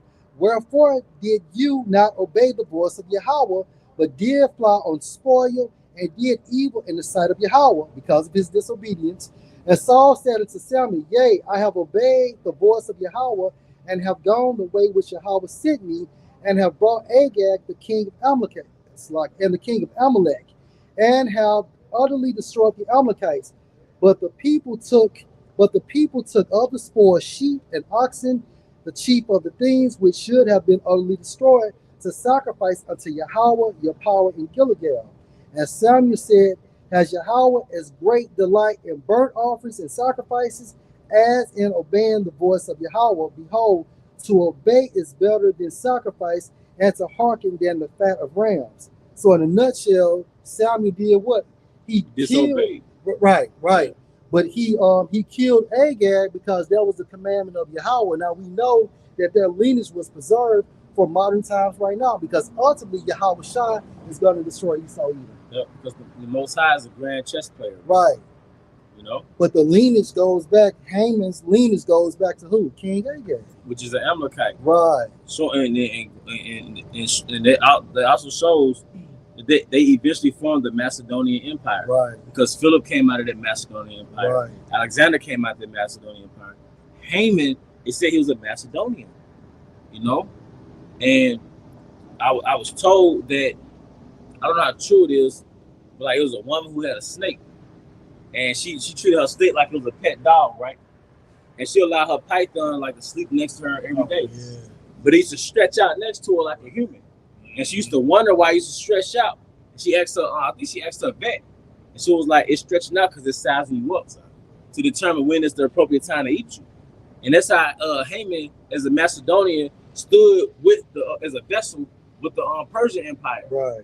They just waited till that time appointed to overthrow the Persians. And that happened with the Philip of Macedonia, man. Going back to Alexander. You see? But that's the nature of a snake, man. All right? Can I bring one more out? Yeah, you got it. Hey, this is a Haman. So like this is Esther 3 and verse 5. And when Haman saw that Mordecai bowed out, nor did him reverence, then was Haman full of wrath. And he thought scorn to lay hands on Mordecai alone, for they had shown him the people of Mordecai. Wherefore Haman sought to destroy all the Jews that were throughout the whole kingdom of Ahasuerus, even the people of Mordecai. So hey, and now the elites carry that legacy to destroy all the Jews. And it's not the so-called black man with an afro. It's the so-called black, Hispanic, Native Americans, and then they'll show you that they have record. The Israelite foreigners in other countries, they know who a lot, not the ones that mix as individuals, but the ones who exist as communities. Esau knows who they are because they're discriminated against in those power structures. Yeah. Like the I forgot what you call them, but they're of Bulgaria. I think they live in Bulgaria. But basically, like the gypsies in Europe, Yeah. they're discriminated. They're in worse conditions than Jake, man. That's how Asher, they live in favelas, and a lot of the members of the Northern Kingdom, they live in slum villages. That's how they live over there overseas, man. That's what they call so-called undesirables. Undesirables, man. But a lot of them look like Edomites, Yeah. you know. But their line goes back to Israel. That's why they're suffering those conditions. The elders would say, the apostles would say, the curses fall on Israel. What about Elam? Didn't Elam have some undesirables too? I forgot. The Sindis. Right. The Sindis. But then you have straight up Israelites that look straight up like Elam. Yeah. So you got the ones that's mixed in with them, Mm-hmm. all right, that are Israelites. Then you got the ones that are like the outcasts of society. And one of the names I'm aware of is the Sindis. Okay? I think that goes back to undesirables or something. It's the Southern Kingdom tribe, you know? In Bulgaria, is the Roma the Roma of Bulgaria, the water. But those are the so-called gypsies, which gypsies is really the equivalent to saying nigger. You know, So they face heavy, severe discrimination over there. they live in shit conditions, man. A lot of them have communities on top of landfills, man. They live in very shit conditions, man. But you can't tell me they're not Israelites, man. All right, and a lot of them culturally, they have customs that go right back to Leviticus. Ceremonial laws, cleanliness laws, marrying at a young age. I want to say arranged marriages, if I'm not mistaken. You can, do your research. You know, can somebody get Hosea 8 and 8? Was brothers holding anything? Got a quick little point. Okay. Showing how Esau's nature is, is to lie, how he masks himself, because he's not trying to show everybody who he really is according to the Bible. So he tried to disguise himself as these other nations, but Esau Edom himself. And I looked up on Google AI overview. It says, are there descendants of Amalekites today? Are there descendants of Amalekites today? It says, biologically, the ancient Amalekites ceased to exist as a distinct, identifiable group centuries ago. Due to extensive historical migrations, conquest, and assimilation in the Middle East, it is impossible to trace any unbroken biological lineage to the original nomadic tribe that the Hebrew Bible identifies as Israel's arch enemy. This is going to Esau. But what it says right here within Ecclesiastes, it's no end to a people. Wow. So that line, that seed is still here today. But he masked himself as these other nations, but himself as Esau Edom. But like you said, it really goes back to Amalekite. He was like a grandson of Esau. Amalek was. So let's go right quick. Just back there. This is Ecclesiastes. Just back up. Descendants of Amalek, the grandson of Esau. Mm-hmm. There you go. Amalek was the grandson of Esau. So wait a minute. We could break through the scriptures through the spirit and power of Yahweh Basmosai. Simple men. We could find out who Esau was according to the Bible. We could trace a biblical character to a whole nation called the Grecians. Yeah. But Google can't do that? Right. Google can't tell you that the Edomites are Grecians, Romans, modern day Americans. It's in the old encyclopedia how Esau Edom is modern Jewry. Yeah. It goes into that. Come on, man. So this is Ecclesiastes 4:16. There is no end of all the people, even all that have been before them, that also they come after should not rejoice in him. So this the point right there. There's no end of all people. Esau like to say that these particular people cannot be traced anymore because he knows what divine judgment is about these particular group of people. So he's trying to lie and try to identify as these other nations again, but Esau Edom himself. Which fulfills the prophecy how he should be a vagabond and a wanderer, because he's trying to dodge that judgment. That's right. He knows how much water weighs, but he can't trace an entire lineage of people. Right. You know how you ask your son, you ain't got but one son, maybe, you know what son did it. Who stole that candy? And his tongue all red, I don't know. Who got the candy, son? I don't know. That's how Esau was with his nationality, man. Right, I don't know who the Edomites are. Yeah. And he got all the records. Yeah. Going back 5,000 years. So you mean to tell me you don't know who is who? That's crazy. We just Googled this, man. Yeah. Oh, okay. I know. Was it somebody else holding something? I think Boss said he got one. Yeah, I got something for you, bro. Yeah. Because after I get my round, another brother could come in if he wants to. Just a little more context on Amon. In Esther chapter 16, it says in verse 14, "For by these means he thought, finding us destitute of friends, to have translated the kingdom of the Persians to the Macedonians. But we find that the Jews, whom this wicked wretch hath delivered to utter destruction, are no evildoers, but live by most just laws. And that they, being children of the Most High and most mighty living God, who hath ordered the kingdom both unto us and to our progenitors in the most excellent manner, wherefore ye shall do well not to put in execution the letters sent unto you by Amon, the son of Ammedatha. For he that was the worker of these things is hanged at the gates of Susa with all his family. The Most High hath ruled all things speedily, rendering vengeance to him according to his deserts." Just kind of closing out your point on how he was put to death. But this is just the justification behind it. Yeah. Snake. Yep. Because his father was wicked, he was wicked, right. And the Most High allowed them to live through wickedness and pridefulness. ultimately to destroy it. And Esau functions in terms of nations, but Jacob has been so condensed in this thing called Babylon in America. You single out enemies within your nation. Right. You hate particular Jakes in your nation. Esau hates you as a nation. Right. So that's the difference between the house of David and the 2/3 of our people. The house of David, no, we have a nation as an enemy. All right, we have a whole nation as an enemy, and their active enemy is the elites. The wicked watcheth over the righteous and seek to slay them. It's a ruling class mentality too. Yeah, that's right. When you think about what the interview with Alice Jones and Aaron Russo, when Aaron Russo was hanging with Nick Rockefeller, what you say about their future plans for humanity? And what you say, why do you care about these people? Right. Only care about your family. Yeah. That's how we gotta be on the right hand side. You know? And we want rulership too. Right. We don't want your goodies in this kingdom. Exactly. We don't care about your income tax, your stimulus.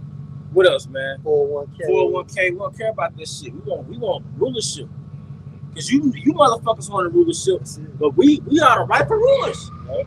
Hey, and it's safe to say, wasn't King David putting us on game through prophecy?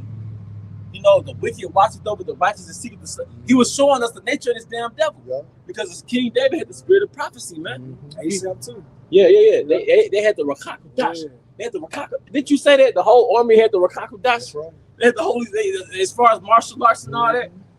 We them boys, man. You don't think the elites made that connection between Great Millstone and the House of David? Right. They know. Yeah.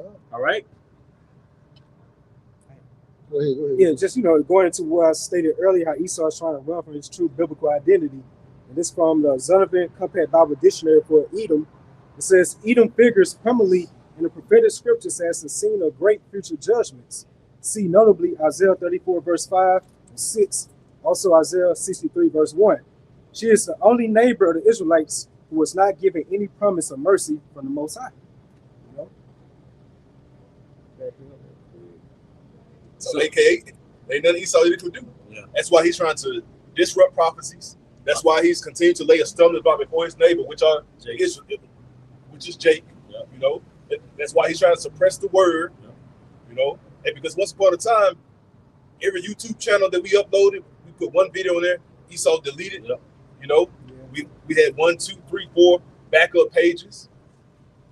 He flagged all your channels for just speaking the words. You know. And the question is why? You know, because he's trying to suppress the truth. Because he knows that he is that biblical Edomite. Right. Which makes more sense why he's trying to come down with great wrath, because he knows he has but a short time. He's getting found out. The wicked's being more revealed within these latter times. Yeah. So by Esau not gonna play fair, he's a carnal being. He's the controller in his hand to use their sword. It's not gonna be within the best interest of you Israelites, and really humanity as well. No. And then he's not gonna take up. You got it, bro. No, so he's not gonna take account for even his own people, man. It's all about the upper echelon of Esau. That's the sociopathic nature he has. Yeah. You got to priest. Yeah, this is Hosea 8 and 8. Israel is swallowed up. Now shall they be among the Gentiles as a vessel wherein is no pleasure. Going back to what we spoke about earlier, redlining. It's hard to get a decent loan, to get a mortgage. You had Wells Fargo. They had a $150 million lawsuit because they was discriminating against so-called Black and Hispanics from really getting fair loans. Yep. They was giving them subprime mortgages, man. Yeah. And because the same household, the Edomite family, we have the same income, the same credit. Jake will have that same income, that same credit, either have higher interest rates with a higher payment, or they get denied. Yep. Because somebody look up the average net worth of an Edomite family versus the average net worth of a Jake family. See, while you busy on social media, acting like you got money, messing with somebody else broad, all right, having babies and no family structure, right? Esau was building. Esau knows what matters. Esau give you the goodies. He'll give you Netflix. He'll give you power. You watch the show Power. What's that? Detroit nigga? Detroit Struck. Yeah, he'll give you those shows to guilt, destroy the heart. He'll give you entertainment for free while he strip you as a nation. You look at your neighborhoods, man. Your neighborhoods are like Tales from the Crypt. But your house got a big TV and you stream with a streaming service. But Esau, he takes what matters. He took your structure as a nation. He kept you from your God. When you plug back into your power, you're Superman. And then he take your mind, he put it in the jar and put a lid on it. Come on, man. Jacob be 50 years old is stuck in an 18-year-old's body and mind, man. You know what I mean? Yeah. Jim Jones type shit. Yeah. So the new wave of 50-year-olds, they just old YNs. They just old ends. You know, if a brother had that statistic. Yeah, it was going to from the Google AI overview. It says the median household income is $88,010 for white families and $56,020 for black families, marking a 36.3% disparity. Get that network too. Okay. Yeah, get that network disparity because that's the systemic oppression, and that's also goes into like you slaying secretly, man. Because Jake don't own shit, and then Jake they got razzle dazzle by consumerism. You paying $600-700 a month for a car note, $800 for a car note. That is a wealth destroyer. Now we're not in Babylon to build wealth, but Esau made it damn sure we don't do it. We are yet this day in our captivity, so you're not gonna build wealth in captivity. But you gotta understand how you were attacked as a nation. Because he needs you either just over broke or flat broke. Yep. Those are the only two categories Esau desires the nation of Israel to be under. Yep. Just over broke or flat broke, man. All right, and you would never build from that. You would never build from owing a debt. You would never build, you know, individual households is harder to build, you know. So Esau made sure, like the way Eve thinks that feminism, that's an anti-nation building mindset that the so-called black woman has. But in the grand scheme, it kept you from building as a nation. All right. So right here, for the average white family network versus the black family network, it says the racial wealth gap is staggering. Federal Reserve data reveals that the typical white family has a median network of roughly $284,300 compared to $44,900 for the typical black family. And that number has the disparity gap is broadened, if you ask me. I was like 10 years ago when I looked this up. So it's like $200,000 net worth for Esau family. You know? I got you, bro. All right. Job 20:19, because he has oppressed and has forsaken the poor, because he has violently taken away a house which he builded not. Yep, you take away a house which you America. Yeah. Because Gad already had the cities here in America. See those tents, those teepees, those are like mobile homes. That's how, you know, in America you have mobile homes. Gad has mobile homes because you had traveling tribes of the tribe of Gad, man. But Gad actually had cities here in America, man. Very nomadic. They're very nomadic, man. And then and one thing that was very noteworthy about Gad mastered the land.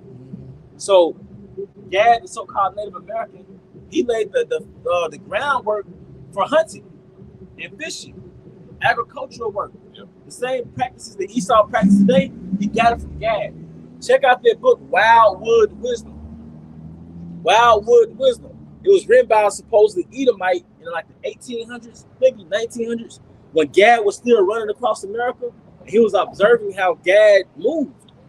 And that book is Esau's Bible when it comes to hunting.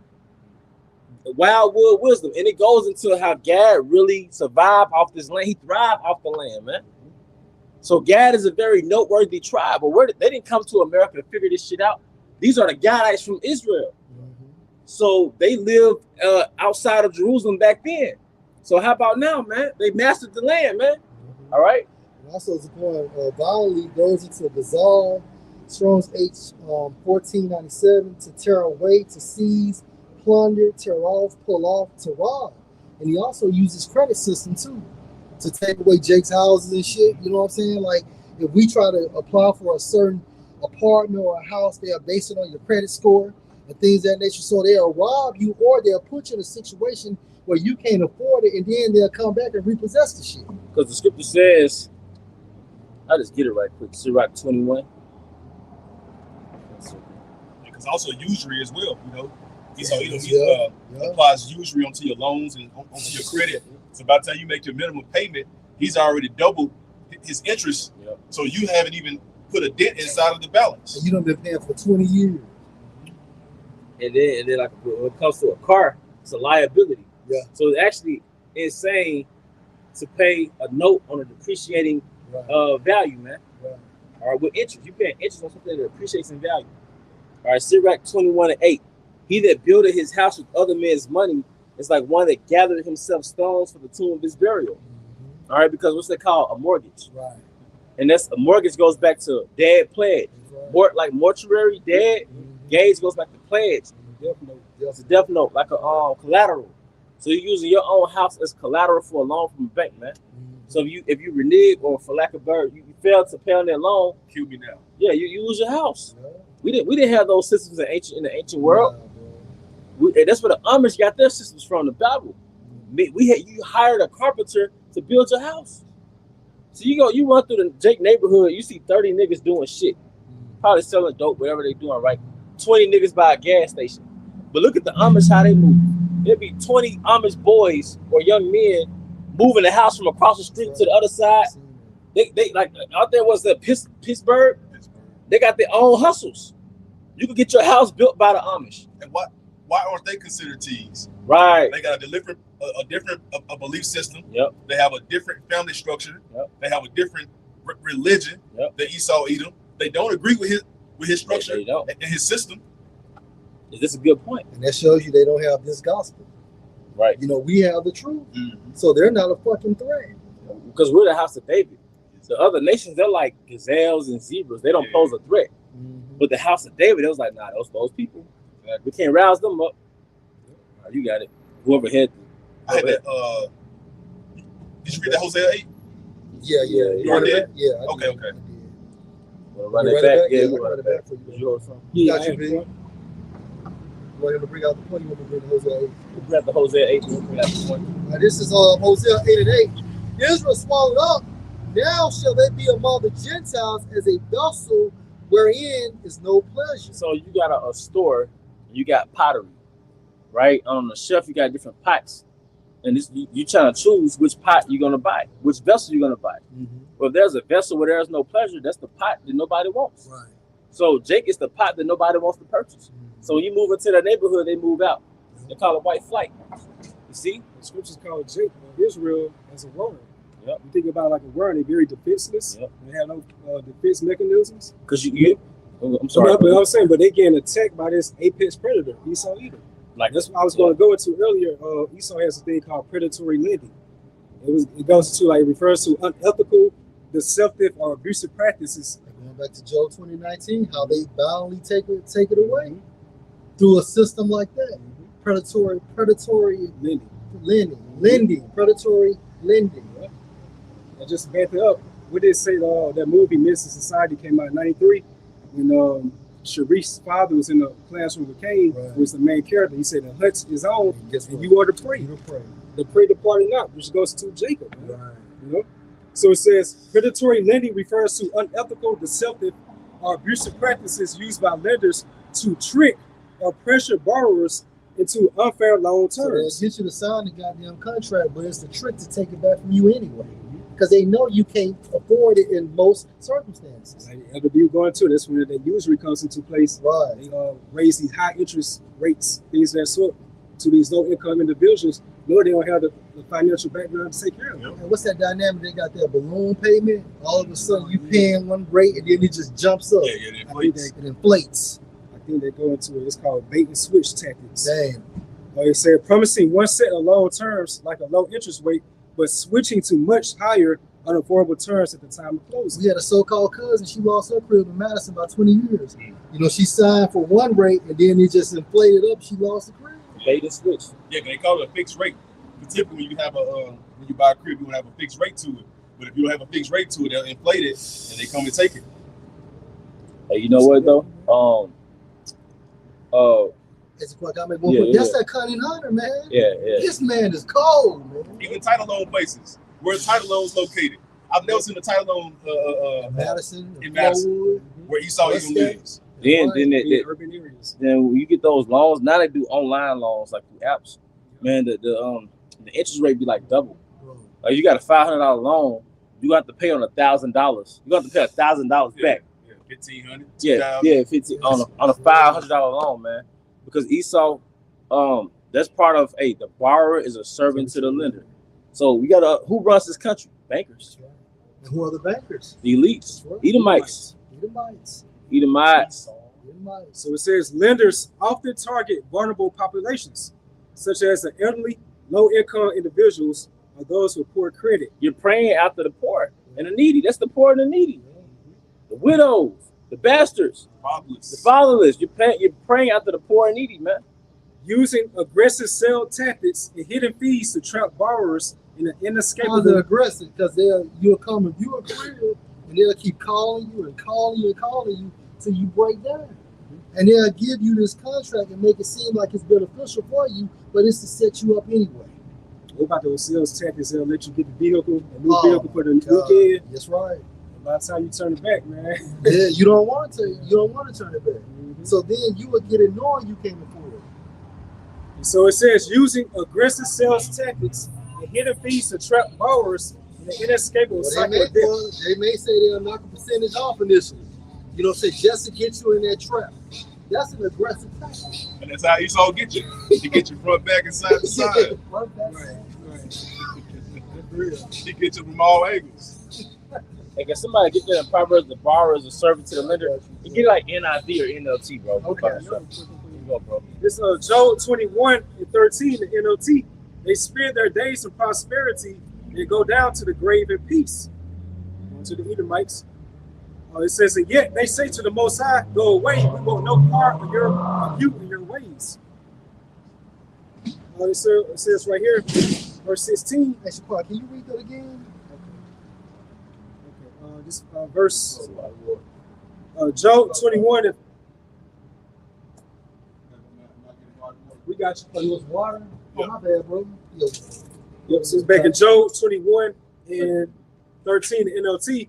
They spend their days in prosperity, going to these Edomites, then go down to the grave in peace because they're not under that curse, which goes back into the true biblical Israelites. To back you up, Genesis 27:39. And Isaac his father answered and said unto him, behold, your dwelling shall be the fatness of the earth and of the dew of heaven from above, meaning he's blessed. That's why he's the God of the world. Yeah. Everything goes right for Esau in the system. The reason why Esau has so much leeway, the reason why Esau can set up these tactics, because he's blessed to do so. He's receiving what the scriptures say, the dew of heaven from above. That's what? That's that blessing. Now it makes more sense when you in particular Edomite have the same educational background, y'all apply for the same job, but he's gonna get probably hired faster. Bro, I knew a banker that knew our father, and he said Edomites can basically, let's say, if an Edomite has a dump truck, right? If he can't afford that dump truck, they would tell him just bring the truck back, and it would not be on his credit card. I mean, Salaki, his credit history as a repossession. But let Jake do it. But you know, sorry, no, you gonna make a point. No, hey, but you know what? One thing you learn in life, especially you know, you bump your head a few times in life with money, and you go into the scriptures. You learn the most powerful thing to do in America is live within your means, man. Yeah. Because if you can live within your means, then you don't have to go out and borrow that shit from Esau and fall for that, you know. But you know, Esau gets your ass in high school. You'll qualify for a credit card in high school. And don't it make sense that if you're gonna give somebody a credit card to at least make sure they're taking the assessment quiz on it, like okay, before you qualify for a credit card, you gotta pass this test on how to properly use a credit card. I'm gonna say this about, and look how Esau utilized the credit card. See, Esau put Becky, Jimmy with a credit card. By the time they get 18 and 19, I mean, so basically he's establishing their credit. So when it's time for them to get something that 21, 22 years old, they got a damn near 800 credit score. Jake, they goddamn do it because they gotta do it. Yeah. They need the extra money, and then therefore they can't pay it. So when their son is trying to purchase something, guess what? They got a fucking 500 or 520. I did a video on that years ago. So anybody going into that. He started his church when I was like maybe 12, 15 years old. Well, you know, credit cards. And just kept building it up over the years. And so by the time when they turned 21, it was like fully established with a good credit score. And then you have no head start. If you grew up statistically with a single mom, she most likely was in survival mode your whole life. Your name got furniture all in and shit. Yeah. And if your mom was in survival mode, she couldn't pass down a system to you. The middle class on up, Esau and the nations, they pass down systems to their offspring. Hey, Zaquan, Psalm 73 and verse 5. They don't have troubles like other people. They are not plagued, such with credit. Yep. They are not plagued with problems like everyone else. I was going into how you pass down money, you pass down wealth to your offspring. But what it is, it's like the elites, they got prerequisites, right? Mhm. I'm gonna pass down money to my offspring, but they got to go through a board to show that they qualify to inherit this money. It's all type of plays and strategies to get wealth, obtain wealth, pass down wealth. Hey, what's that called? That board. I seen that on Power too. You have to be a certain age in order. You got to be a certain age. You got to basically prove. You got to prove to the board that you qualify to get the money that you inherited. You can't just be a degenerate and get the money because you're the son of somebody. You see? Yeah. But basically, like Esau passed down systems on how to get wealthy. Yeah. But it's like you can't get a head start if your parents was behind. Right. Because when your parents started out in survival mode. So their whole thing was just to get you in college, which was another trap. Yeah. Another debt. So they never taught you how to build because they was in survival mode. So you get out owing 20,000, you probably making 32,000. You gotta pay that student loan off, you gotta pay your car note, you gotta pay your utilities, and your rent, you gotta pay insurance and all of that. You don't got no money to do nothing. And that's like 20, 30 years ago. See, the Most High covered this through our system of equity. You go into Leviticus. Before I go, I know you had. You went to Proverbs 22:7 everywhere. Yeah, can you get that about yourself? Yeah, and this is the NLT like you wanted. Okay. Just as the rich rule the poor, so the borrower is servant to the lender. And I think in the NIV it says the borrower is a slave to the lender, man. So if your ass got a car note, mortgage, most of us are slaves. And even if you're not a slave, you're still a slave, man. You a Jake in America. So first of all, you got to be awoke to figure the system out. But now you're trying to overcome the system. Go ahead, bro. Baruch 3:8. Behold, we are yet this day in our captivity, where you have scattered us for a reproach and a curse, and to be subject to payments according to all the iniquities of our fathers, which departed from the Lord our father. Subject. You bound to a payment. Right. You know, in Deuteronomy 28, it said we're gonna have iron on our neck, right? What's that new iron? Debt. That car note, that mortgage, that rent, that child support. Corporate slave, man, debt slaves. But the nation of Israel had a system of building wealth. One of my favorite system building chapters is Leviticus, the 25 chapters. I'm sorry, Leviticus, the 25th chapter.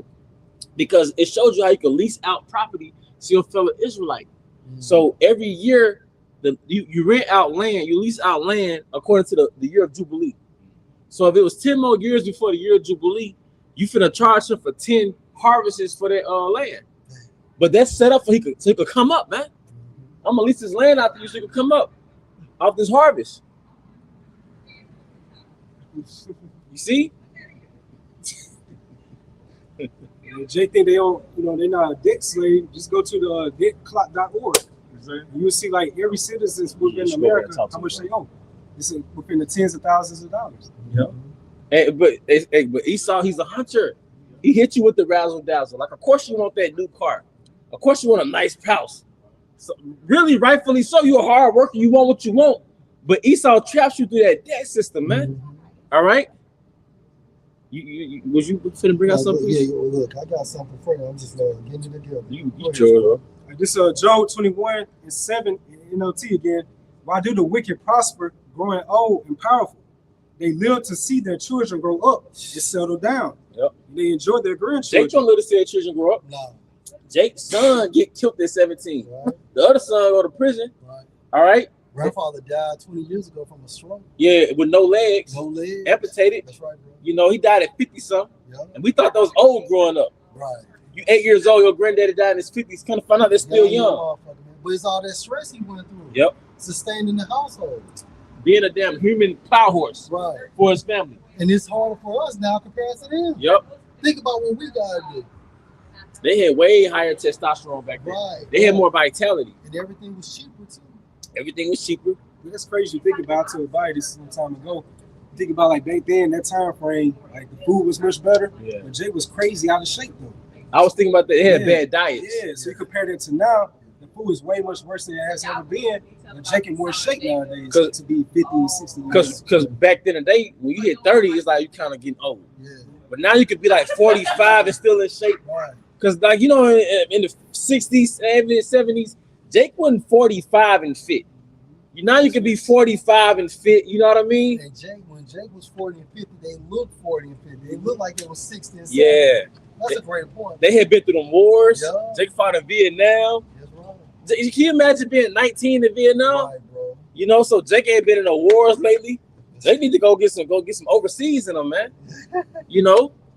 But you got it, bro. Okay, so it says again, why do the wicked prosper, growing old and powerful? They live to see their children grow up and settle down, and they enjoy their grandchildren. And you don't do it here because your son could be 15, and you worried about his whereabouts. Your daughter, you worried about her whereabouts and how her upkeep. Yeah, so, but, hey, you see how the elites move? I think it's a show called Debutante. And it's all these young women, they like in these ballrooms and stuff, right? But you know where that concept comes from? You keeping your daughter in the background till she becomes of age, then you debut her to the world. And that's how you get ready to marry your daughter off. So you have like an album debut, and you showcase the album, right? The audio of the album. Well, you did that with your daughter. So, and the aristocrats did that. Jake did that in France. I want to say in Britain.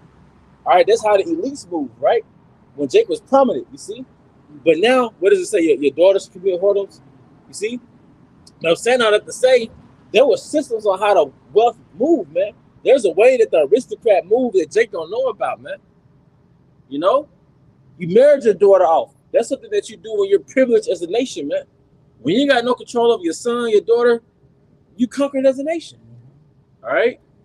Verse 9, their homes are safe from every fear, and the Most High does they not. live in gated communities, right? They ducked off. They live in gated communities, and in front of those gates, you will have what? Security enforcement and things of that nature. You got to have codes to get in that bitch. A lot of times you see the blinds be all the way high. Right. You know what I'm saying? Like That's open. right. That's right. Right. Garage up. Yeah, you see like a damn Edomite just watching TV. And ultimately, it goes into Midnight. the elites.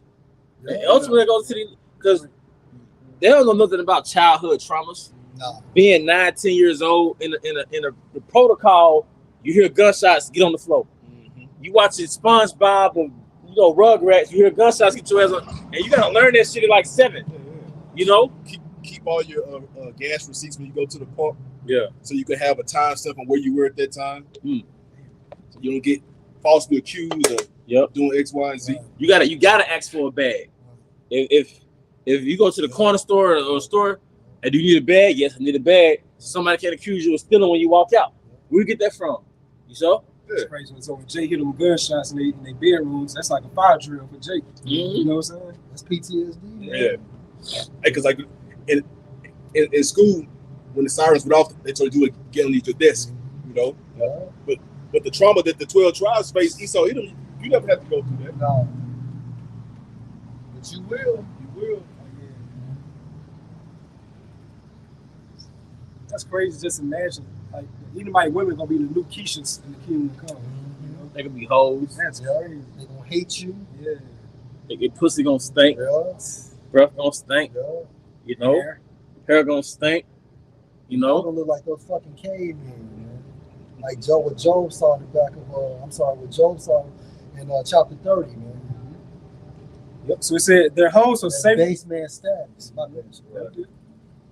Their homes are safe from every fear, and the Most High does They not can leave punish. their cars outside and unlocking everything, man. then they got somebody to drive their cars around. Mm-hmm. These elites, Right. they ain't worried about no gas prices because they're regulating the oil prices. They're regulating everything. What Warren G say that song? I would have to regulate. Nah, you at least regulate right now. What do you think it means when it says the earth is given into the hands of the wicked? Control, might. They're Ownership. controlling the economy, man. That's right. Like Bond said, Trump can get up there and he's just he's not even on the status with the true mobility, but he can just say something in the market a deal. Yeah, manipulate the market. I think a lot of people lost money just not too long, a few days ago. Yeah. The trading market. Not Barry. Yeah. Not Trump Barry making a Trump. statement about the ceasefire with Iran. Killing them. Yep. So it says, and the Most High does not punish them. Because they're in their blessing. But it also says, because sentence against the evil work is not executed speedily, therefore the hearts of the Son of Men is set in them to do evil. The Most High has not punished you yet. So you're reaping the benefits of the reward. Right. You're reaping the benefits of those robberies. Because you're reaping the benefits of what happened with so-called European colonization. You hoarded up those riches in Africa. You hoarded up those riches in Central South America, North America. So y'all reap the benefits. Yeah. Going back into the blessing, how they stay in the flush places of the earth. Mm-hmm. You know, that's also going into you. You can actually go whenever, wherever you want, but at the same time frame, you can extract all these resources, and nothing happens. You know. And Esau has reaped the benefits of slavery. Yeah. I can't forget about that. Yeah, bro. That's the main one. 24 million hours, free labor. Free fucking labor. And this is the legacy of slavery. You can still go through the Delta right now. You can see antebellum homes, which are homes built by enslaved Jake. They still got cotton fields out there. Boy, there's certain places in Mississippi and Louisiana still have plantations in the 70s. Yep. Still had plantations in the fucking 70s. Because Jake, even in like the 90s, I believe, Jake would work on those plantations on the low. And basically Esau would have it to where they're not really paying them. You just live on the plantation. You know?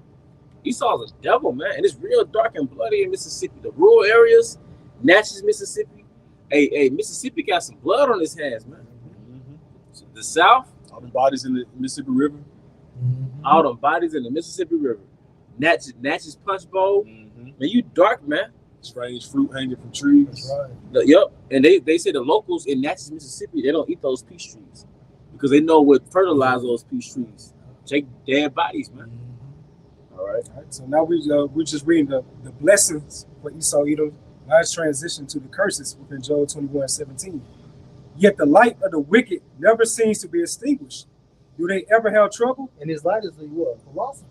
Going into Satanism. Like he governs the earth with Satanism. I think with that manifest destiny, it says he came with that light going into his his Christianity. Yeah. He had a Bible in his hand. You know? To justify conquering America. Which was true, which was prophetic. The manifest destiny got part too, you know. Yep. So it says, yet the light. And that's still Satanism because that's not the truth. You're not using it. You're not teaching the truth. You take away from it, you add to it. Yet the light of the wicked never seems to be extinguished. Do they ever have trouble? Right, because again, we're in their rulership. But it will be extinguished, meaning the Most High is going to put out the light, the rulership of the wicked. Does the Most High distribute sorrows to them in anger? Are they driven before the wind like straw? Are they carried away by the storm like chaff? Not yet, but it's coming. It's coming. And the reason why things are speeding up, the real reason why we're hearing rumors of wars, these circulating stories, the world is waxing cold, is because the judgment is about to be pronounced on Esau. All you have to do is go to Matthew 24th chapter and just read those scriptures and watch TV regarding the current events, and it all aligns up. Because basically, all businesses, all conforming businesses, they're about to shift over to AI. So basically, you're gonna have an AI attendant, AI receptionist. Yeah. You're gonna walk in and get AI service, but what's gonna plug you into that system? Revelation 13 and 16. Revelation 13, 16, man. Do it first with 6G. Yep. Like you said, microchip. So, hey, just put it. Esau, he's in a hurry. He wants that enterprise, man. Yep. You can live in a virtual reality. That's that metaverse bullshit was about. Yeah. You can live in a false reality through that charagma, man. That's right. That's in the real. Yep. You get that charagma. All right, you can live in a fucking fantasy world, man. Anywhere. You can pick the location. Yeah. So either might do it going into there with the Great Reset. How you can just put on one of those virtual reality things, and you can pretend like you're in any part of the world. Mm-hmm. But while the rest of the people really, the elites, they're gonna be traveling. They really enjoying the fucking world, but you in your fucking house in your fucking virtual reality. Watch the movie Surrogates. I think it was the apostles that brought that movie out. They was living in a virtual reality, posing as somebody else, but it was really some fat snob in his bedroom, man. Some fat. And a lot of motherfuckers gonna die in that virtual reality shit because you gonna eat so much food. You just gonna sit there on your own couch and just consume food until you fucking have a heart attack, man. Yeah. All right, a lot of Americans are like that, man. Right. They're like morbidly disgusting and shit. I think. Oh, go ahead, bro. And everything is going digital for what control. I think PlayStation saying they're no longer making the physical disc, but they're going to do it from a digital platform. Now, when you go into what you just asked for, Beyond the Reset, old boy tried to watch The Godfather, which is an animated 3D short film. He tried to watch The Godfather. They told him he had no access. because he didn't have that physical copy, but he was trying to get it from the digital format, and they gave him no access.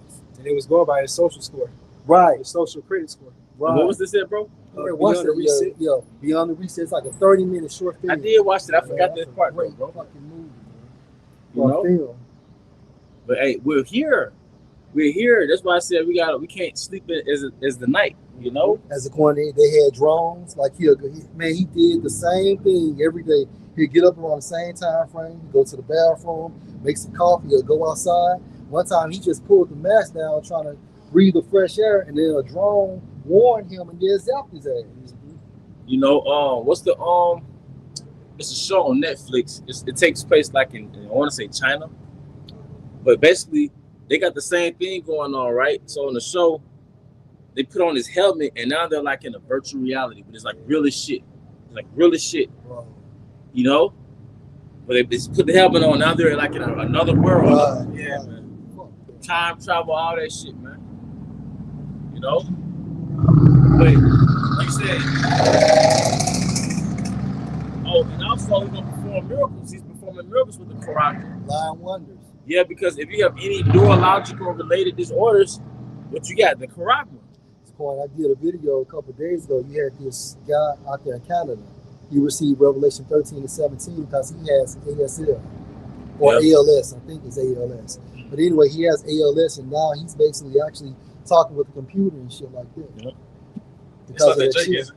No, that's not a football player. Oh, okay. Yeah, but it was an Edomite, man, out there in Canada, man.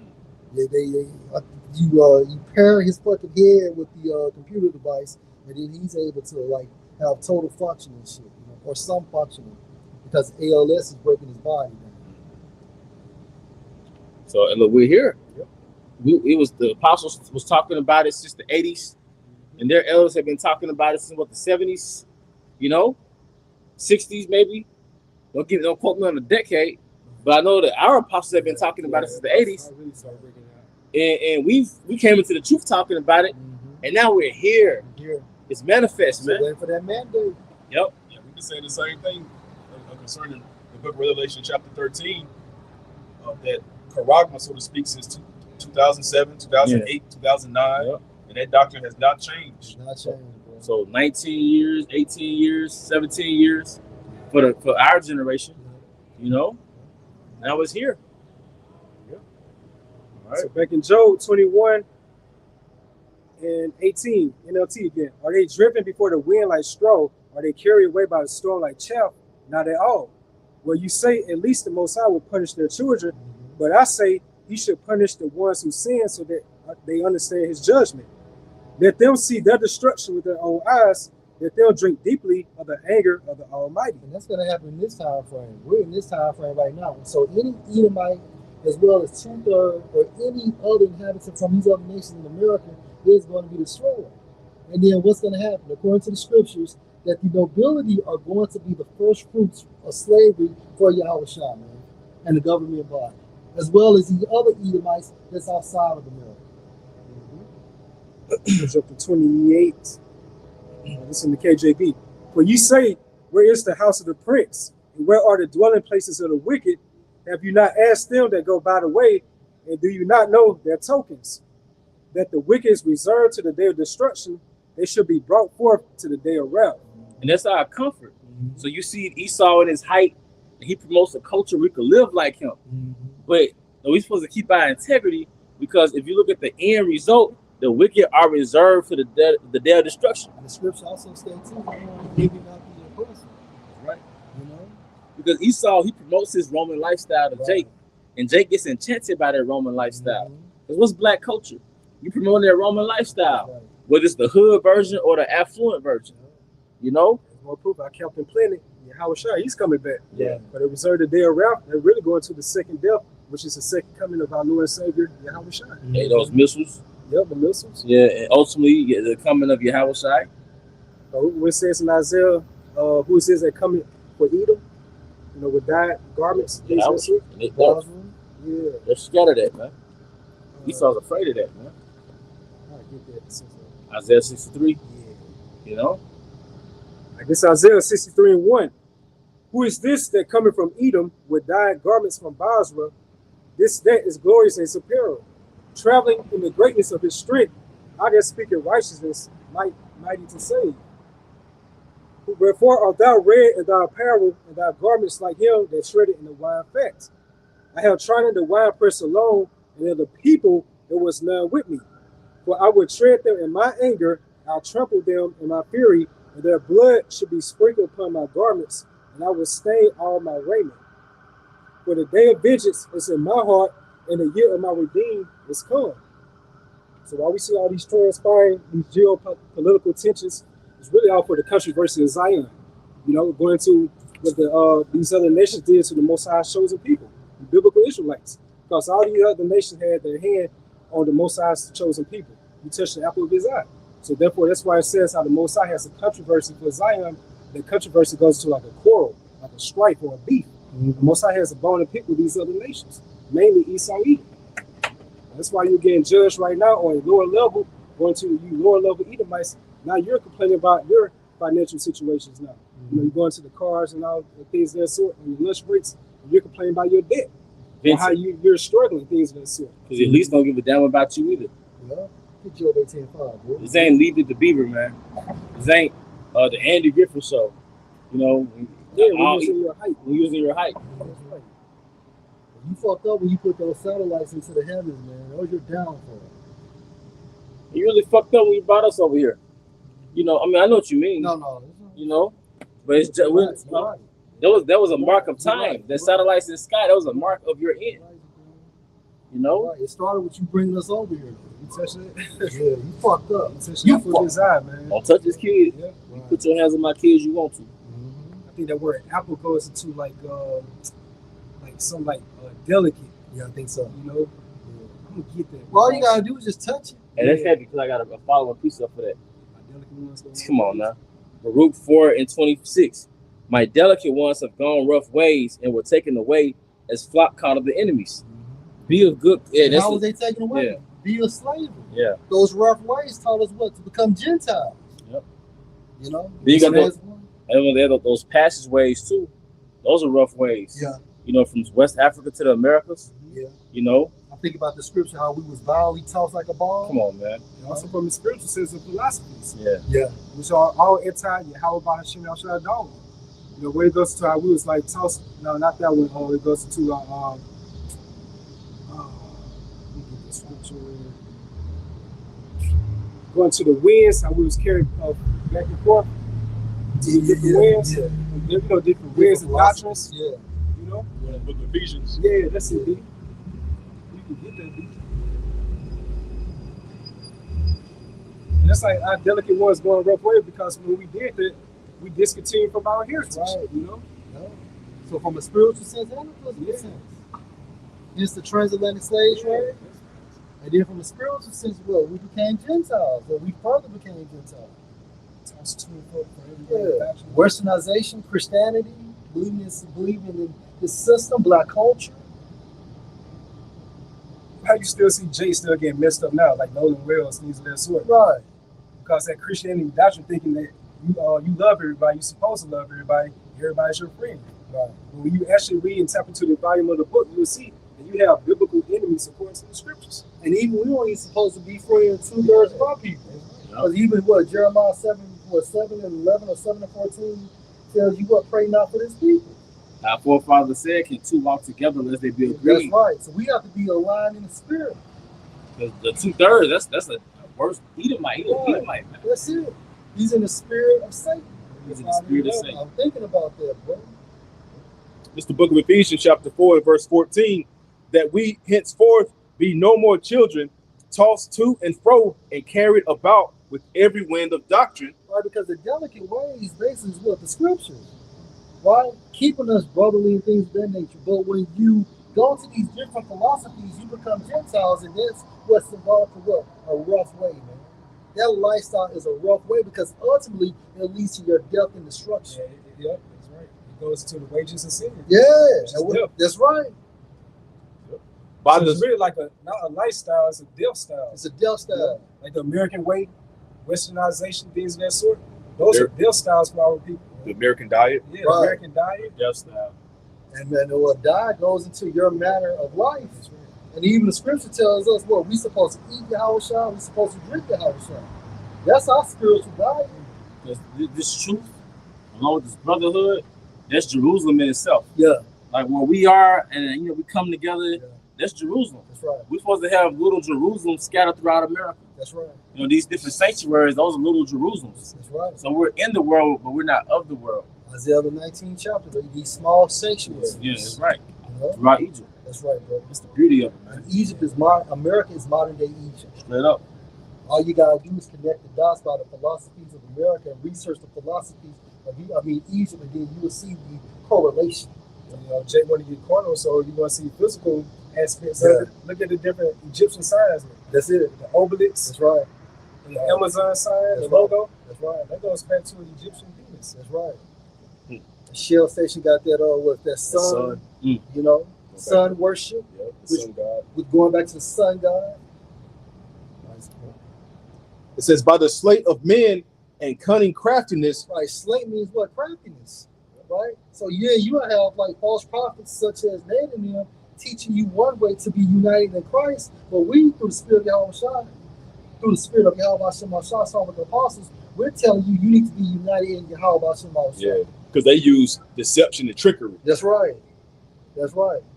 And part of that deception and trickery is they'll tell you who you are, but they won't give you the name. And if you don't got the name, you don't have the spirit, man. Go ahead, bro. And cunning craftiness, right. Whereby they lie in wait to deceive. Right, that's what they do. They lie in wait or waiting to deceive, because why? They're hirelings. They get paid to do so.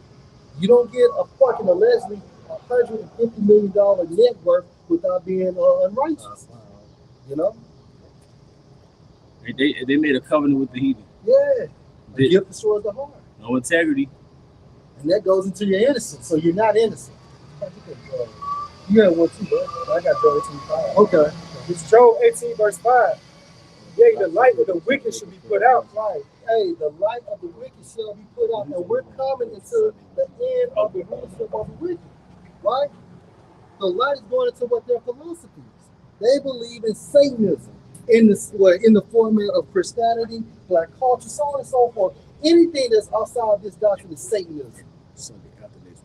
And the spark of his fire should not shine. Same thing. It's saying the same thing. Go ahead. The light should be dark in his tabernacle. Right. His candle should be put out with him. Right, because ultimately Yahweh Shemashah is going to dispatch Yahweh to put an end to this rulership, man.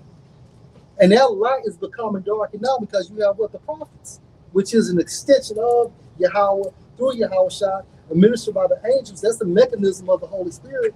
And by the prophecy, by the prophesying at these small sanctuaries and doing our videos, we're dimming the light of the wicked.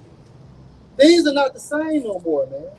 You want to blame it on COVID? Yeah, you can blame it too. But most importantly, blame it on the prophets. So you got three witnesses. You got the northern kingdom, you got the southern kingdom that's going into the prophets, as well as the the third witness, the other nations, those whistleblowers. And under the summons of three witnesses, a motherfucker can't be put to death. Verse 7, NLT will read this one. The confident stride of the wicked will be shortened. Their own schemes will be their downfall. Right, your own schemes going into what? Your objectives to attain the New World Order. That's it. Go ahead. It says, verse 8, the wicked walk in a net, they fall into a pit. Meaning what? What you're doing, your same agenda, your same schemes, your same craftiness is going to ultimately be your downfall. It's ultimately going to be your downfall. A trap grabs them by the heel, a snare holds them tight. A noose lies hidden on the ground, a rope is stretched across their path. So the Most High is using that to set you up to bring your downfall. The attainment of the New World Order. And what's the main agenda? Order out of chaos. Go ahead.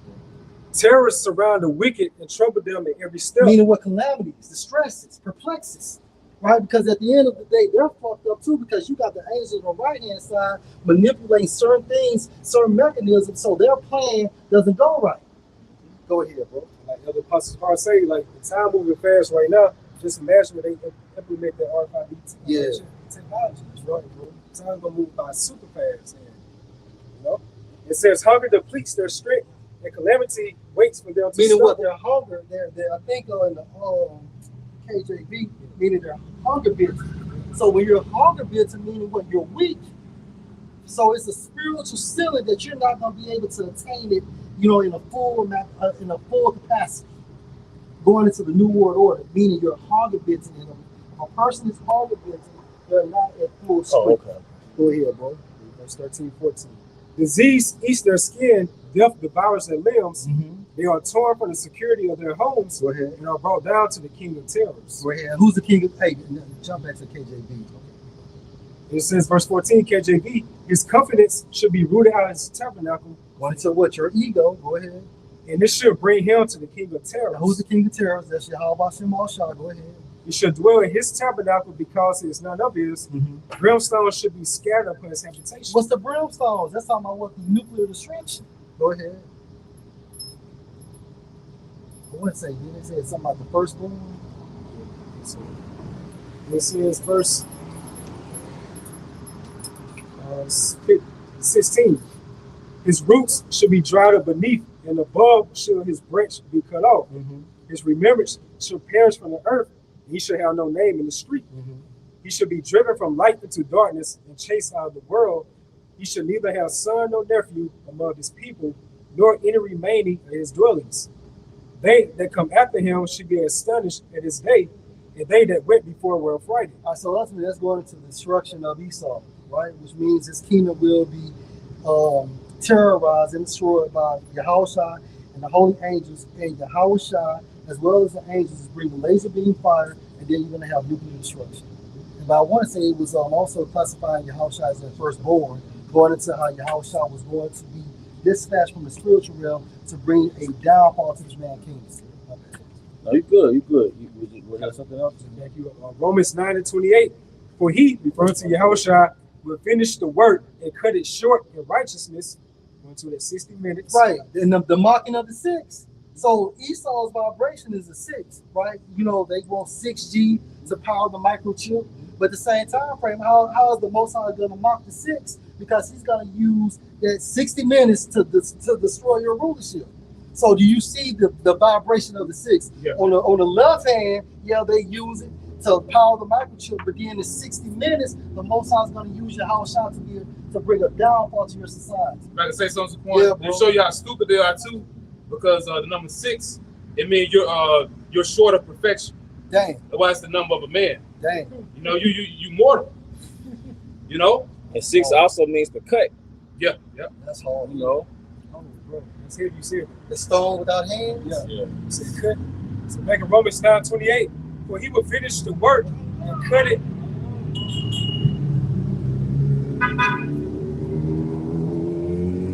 So here it says Romans 9:28, for he will finish the work and cut it short in righteousness, because in short work with the Lord. That's 6. Yeah. So fuck Drake. Yeah. The 6, dog. You're going to be destroyed in 60 minutes, which is a short work. When you think about the landmass of America, and for America to be destroyed in 60 minutes, that's power, man. Right. Because in short work with the Lord Yahushua make upon the earth. And that's why the scripture said, what? I saw Satan falling from heaven. It's like, that's lightning. They had that show, remember that show 60 Minutes? Yeah. The clock ticking. Yeah. In 1 hour. Hated this. Yeah, It's all boring. He's all boring, man. Yeah. Hey, but with that, we want to draw this to a closing. Once again, we want to give our honor and glory to Yahweh, Bahashem, Yahushai, Bahashem, Kakadash. We also want to give double honors to our elder apostles and elder bishops of Great Millstone Ruel. Peace and blessings, health and wellness to the house of David the elect. Abba Bao. Come Shalom. Shalom. Shalom.